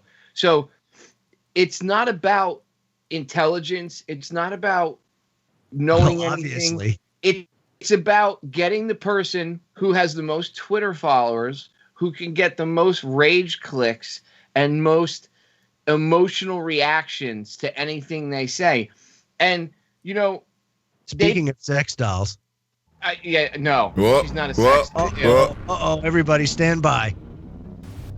Well, there was no message with it, but thank you, Myrid McDonald. That's a very good Scottish name, that, if ever there was one. From New Yeah, Zealand thank as you well.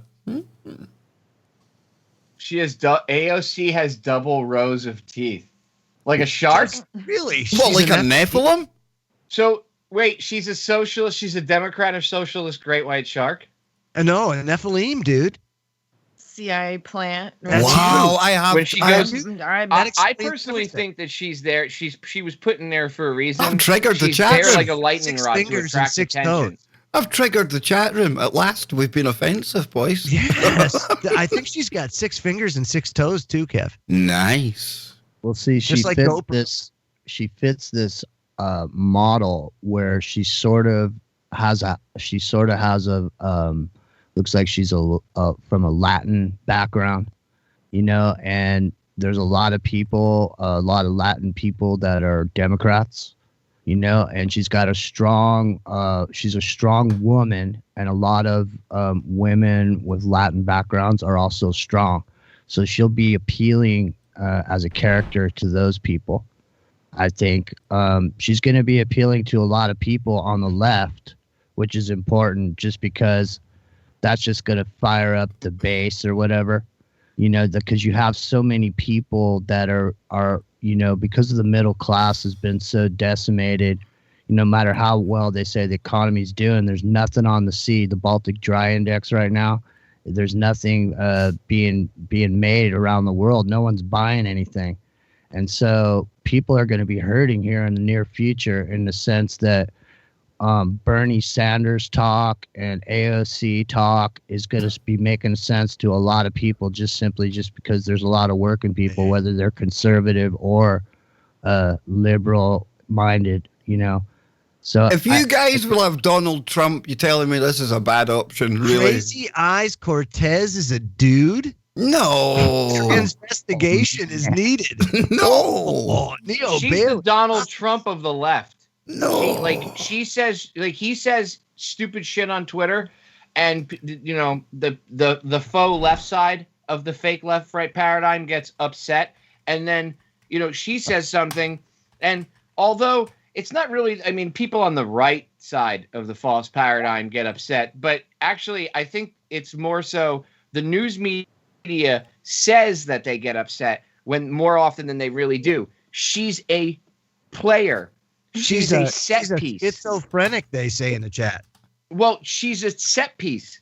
Look, step back in all seriousness, right? Step back for a second and look at this whole situation. Nice. Look at this whole situation, dude. Okay? Remember, go back to the election. Remember we were talking during the election, and we were even live streamed that night, right? And we were all talking about it. We were trying to figure out how is it possible that Hillary Clinton how did the powers that shouldn't be? We know the elections are rigged. It's bullshit. We know it's all a fucking show, right? Yeah. So think about it. How does it make any sense that she couldn't stand on her own 2 feet? She fucking collapsed into her own footprint at the World Trade Center. I mean, if that's not telling, each other off camera, dude. That's what they do. They all blow each other. Right. I know they all blow each other off camera, but why would they put her up as the Democratic nominee when she's so sick, unless they knew that she wasn't supposed to win to begin with, right? They wanted Trump in. Trump was supposed to get in. They made it look like he wasn't going to get in, so it was a believable story. You have to get people to buy the fucking story. They sold him to the American people. And do you know why? Because they had people a year before, not even a year, but about a year before, with rifles. Remember the Bundy Ranch? Remember when they had armed fucking protesters facing off against government agents? It was getting to a point. And then in Eugene, Oregon. Or not Eugene, it was, but it was up in Oregon, Washington. Well, yeah, that's the thing. Trump, it's not like they went to him and said, you're going to be our guy, but you can't, that's not convincing.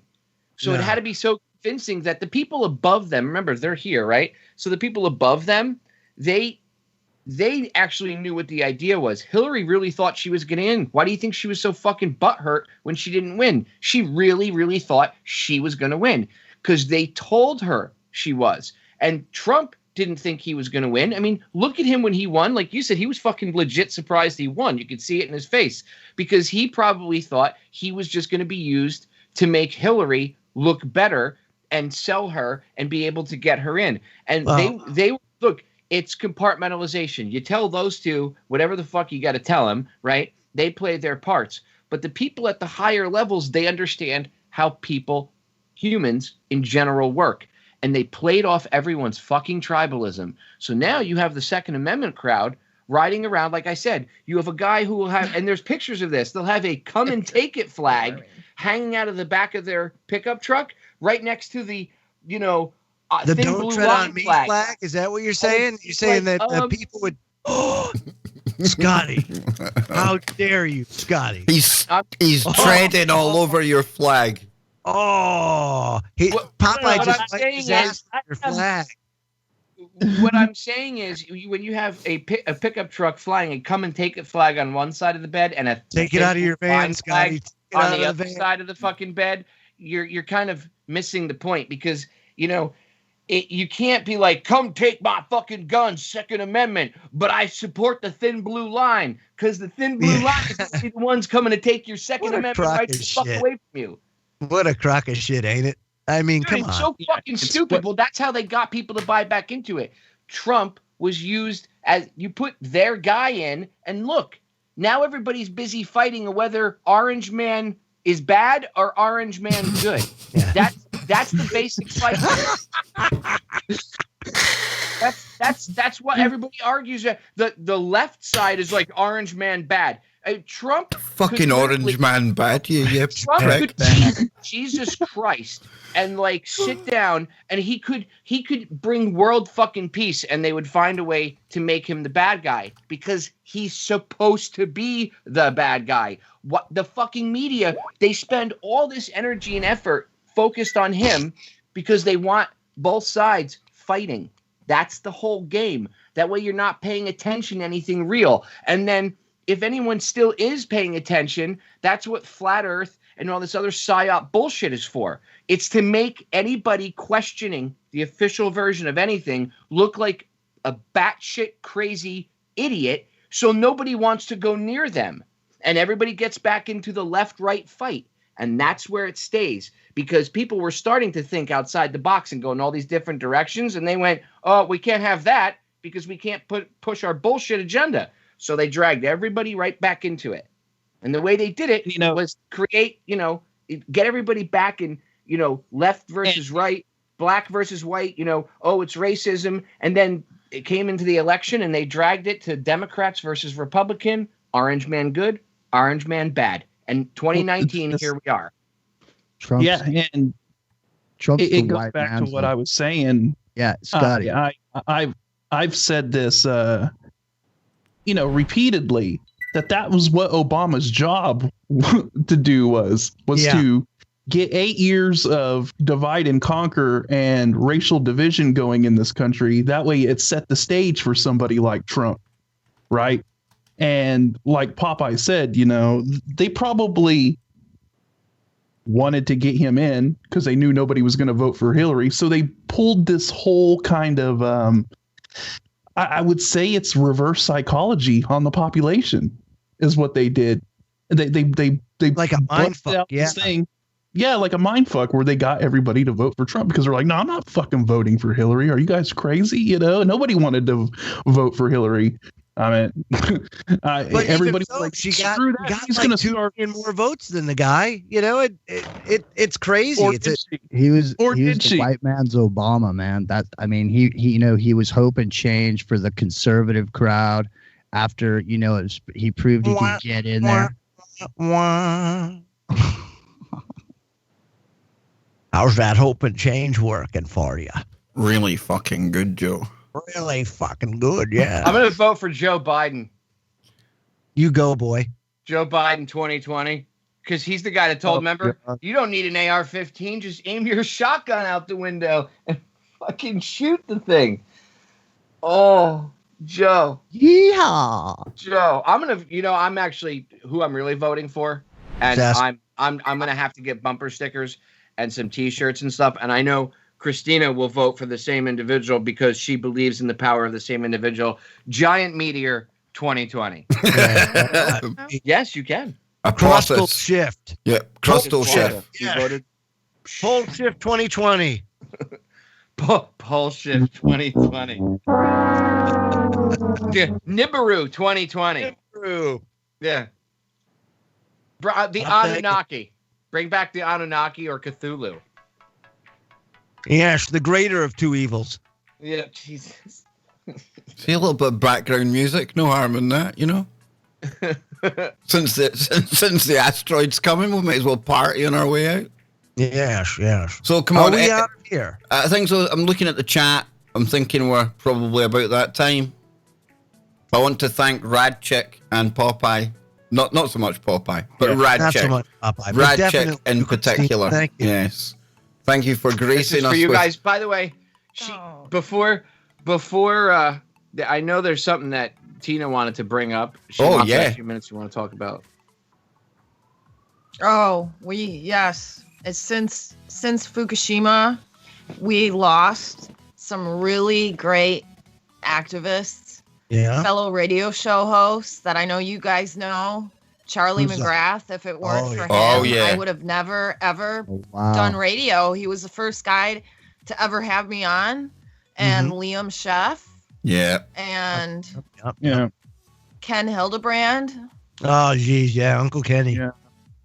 And I know a lot of other activists passed away, too, that didn't do radio, but they were AC Griffith. Really good people. I lost a lot of people, and Jim Tucker. so many others that have had major health issues to contend with Jim in just Mars. 8 years. Jim The Mars. landscape's really changed a lot.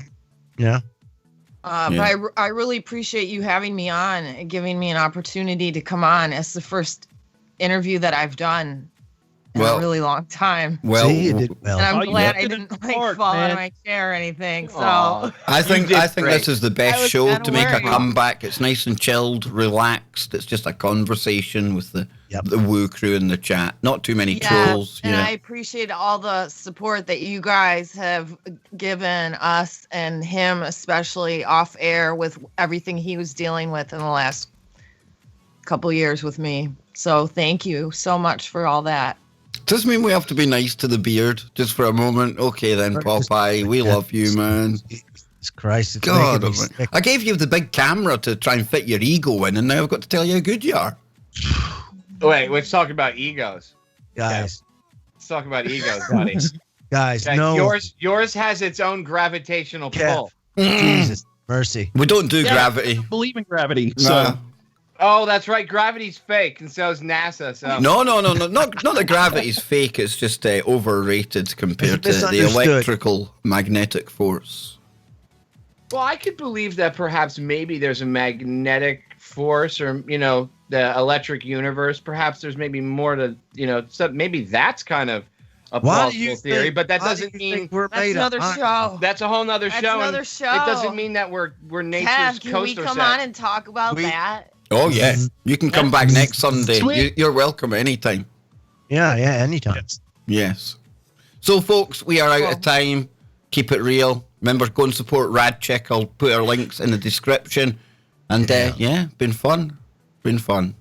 Yeah, it was. Until next weekend. Yes, we are out here, and I will be on with tomorrow. I have got Charlie Robinson, the octopus of Very nice, global very nice. control. Until then, later, y'all.